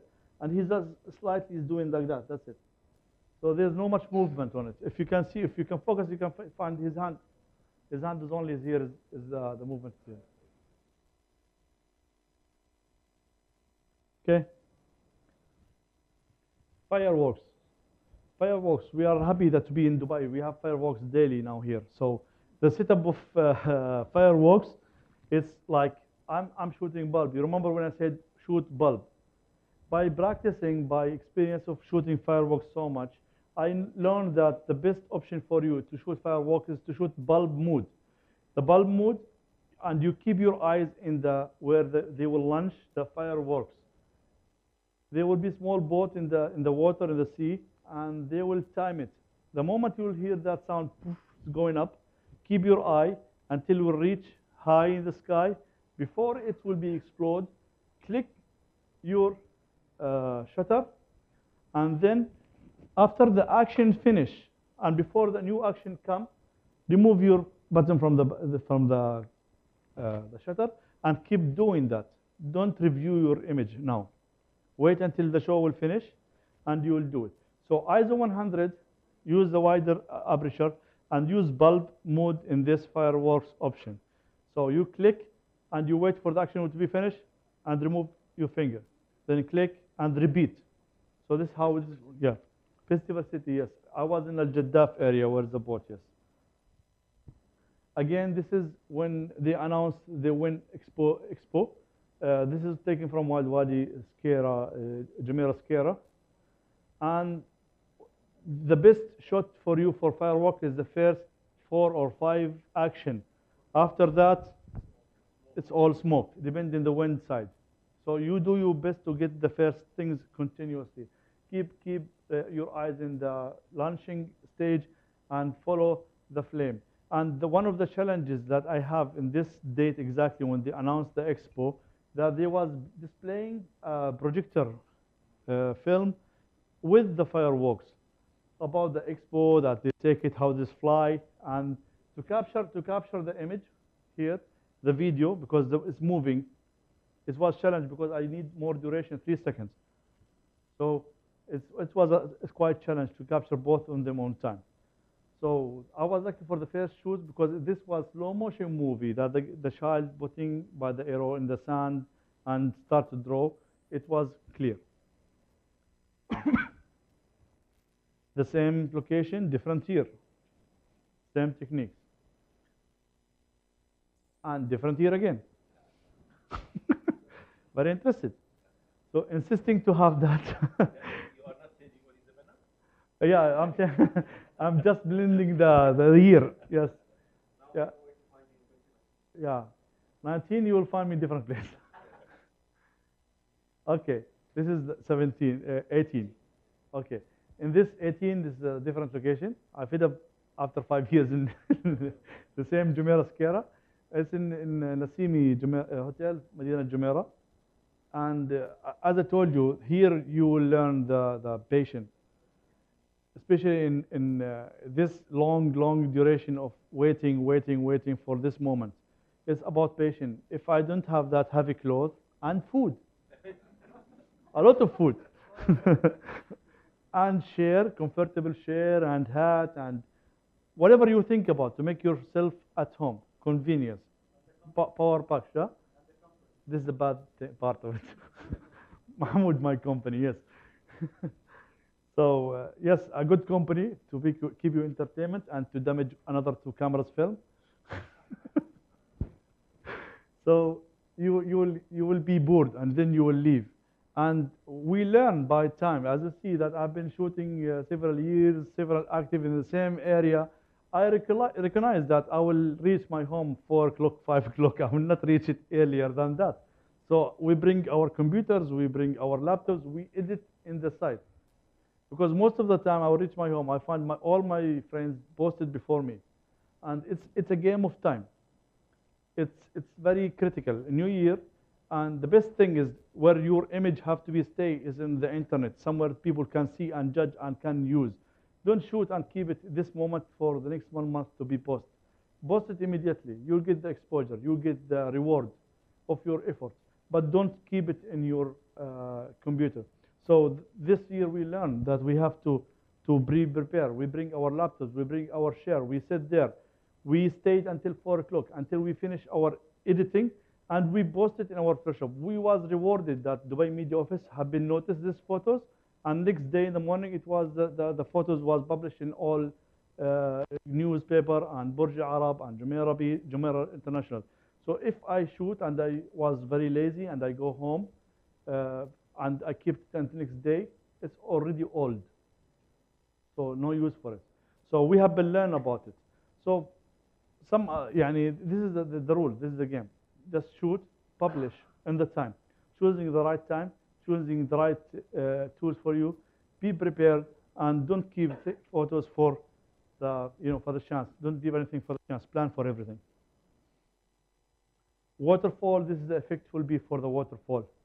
If you have the exposure, this is again in Georgia, one small waterfall. If you shoot in the long exposure, this is the effect of the water. Anything solid. And the bad thing is when you shoot anything green or last one, the wind is your enemy. If we keep shaking the trees, you will have everything is foggy. So you need everything solid. So long exposure enemy is wind in case it's your friend when in case of the clouds. But if you're shooting green, similarly like water, everything, you want to avoid to have that much trees. Okay, so because the wind will shake it, and this will be not sharp enough, as in here. So the wood part, this cannot be moved easily, so it will be sharp. The stones, yes, will be sharp. The water, silky, and not a sharp green trees. Then you have to blend, or you have to take right exposure, and then blend it, so which is not my techniques here. This taking last stones came in Ras Al Khaimah. This is teach me a lesson. I was chasing the storm. I want to take a storm, catch the thunderstorm. I was driving to Al Ain. When I was in Al Ain, it was snowing in Ras Al Khaimah. So I went to Ras Al Khaimah. The moment I reached Ras Al Khaimah, it was snowing in Al Ain. So I frustrated. I decided to take the clouds. It's enough for me. So I went into the desert side. I found this seminary, and I just take a long exposure. It was 69 seconds, and I take advice from my friend to change it to black and white. So is it? Star Trail. Star Trail is part of the long exposure photography, but is it as exception as well? It's same like Milky Way, but you have to point into the North Star. Okay, you have to point in the North Star and take exposures with the same technique of the Milky Way, with the ISO 2000 or whatever is convenient for your camera, widest option, and 25 seconds. You put your camera very steady, keep shooting, put it in interval, let her shoot like, let's say in this case it was 160 shots. Multiply 160 shots by 25 seconds, you get the shoot of duration. That was enough for me to sleep in my car. That's all what I did. I put my camera, I went to sleep, 1 hour, 2 hours, and then I come to collect my camera again, and I went back home. When I go back home, there is a software that I use for stacking image for the Star Trail.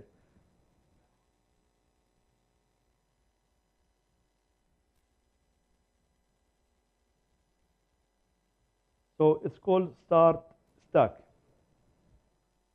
This Star Stack, all what you have to do, first grab your image that you shoot in RAW, put it in Lightroom, edit one shot, and sync it to the all photos, and then you will get the same temperature, the same effect, the same exposure, the correction, and then drag it and drop images here.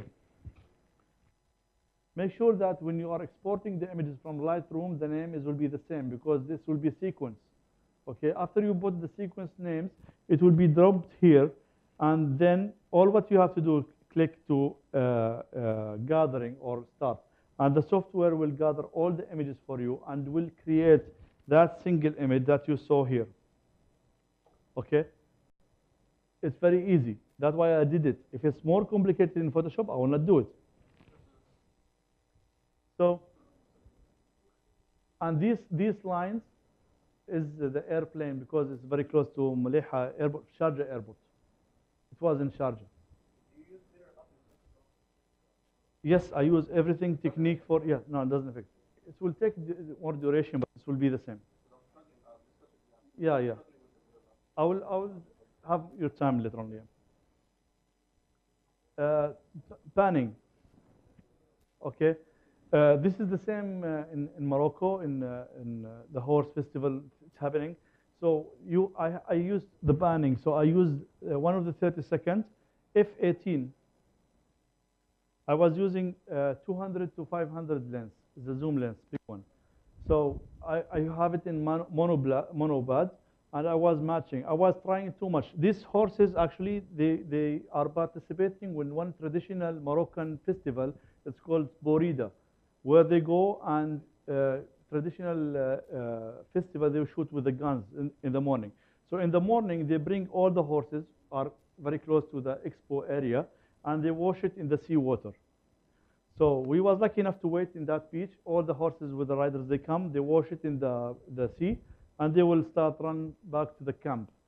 So I have so many horses to practice. This is not my first and successful shot. I was trying so much. I failure so much until I match the speed of the horse running and the banning speed that I need to have. The monopod is there. I have that horse, and I keep moving. Oh, this is very fast. This is not sharp. This is not focused. So I practice a lot in horses. So we can practice in streets.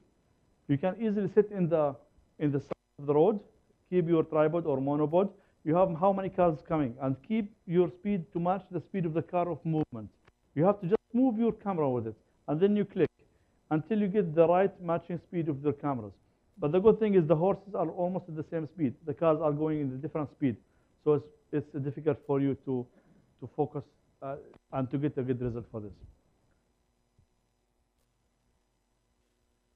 Again, fireworks in Burj Arab in the same angle. And this is a blended image. This one image, it will show you, it's a blended image. It's not one exposure. It's not taken with one exposure camera. The Burj is one image, and this fire is one image, and these other are taken from other image. Okay, and it was blended by Mr. Mahmoud here. So this is a Photoshop image. Okay, so the other fireworks images that you can see, it was one exposure. This one was blended, and this is used by Photoshop techniques. Okay. Yes. It's manual. He did the magic. You can ask him in details. Okay. I'd like really to thank you for today coming here. Thank you. I appreciate your time, and I hope that after all what we talk about this will be motivating you guys. There is nothing difficult on getting a good image and to turn heads for your images by using these basic techniques. If you need anything, I will be more than happy to assist you. These are my information here. If we keep in touch, I will be more than happy to help you on field, on any questions, on any techniques you need. Please contact me. Thank you. Any questions or anything you like? Yes, please. Thank you. Thank you. Thank you. Yes, yes, but it's if not that much in long exposure in terms of clouds, because there will be a movement, and this is you have to shift it fast. Normally for waterfall and for the river, yes, but mostly tilt shift is good for horticulture, for building, yes. It's not that much. I don't use it because the timing of shifting, there's a gap between the clouds and this one. Unless you are very fast with shifting this, because you know it's shifting is not like tailing. It's not like you have to do it like that. This will take a long time to take it up and down.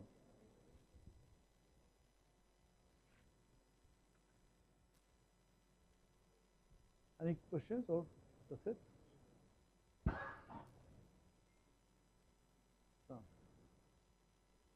Shukran. Thank you very much. Sit down. Yes. Yeah.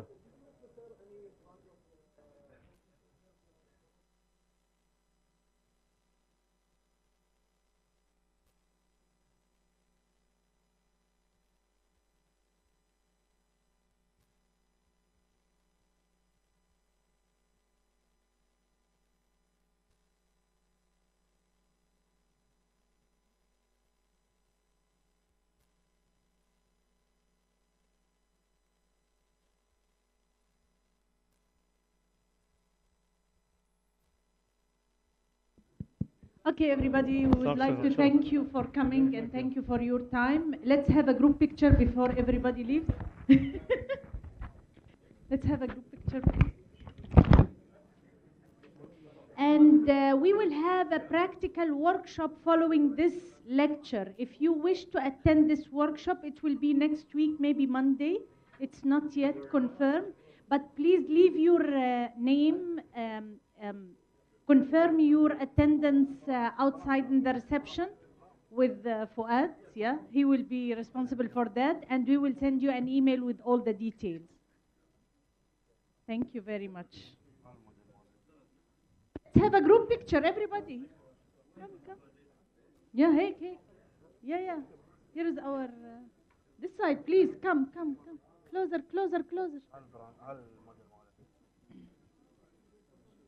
Okay.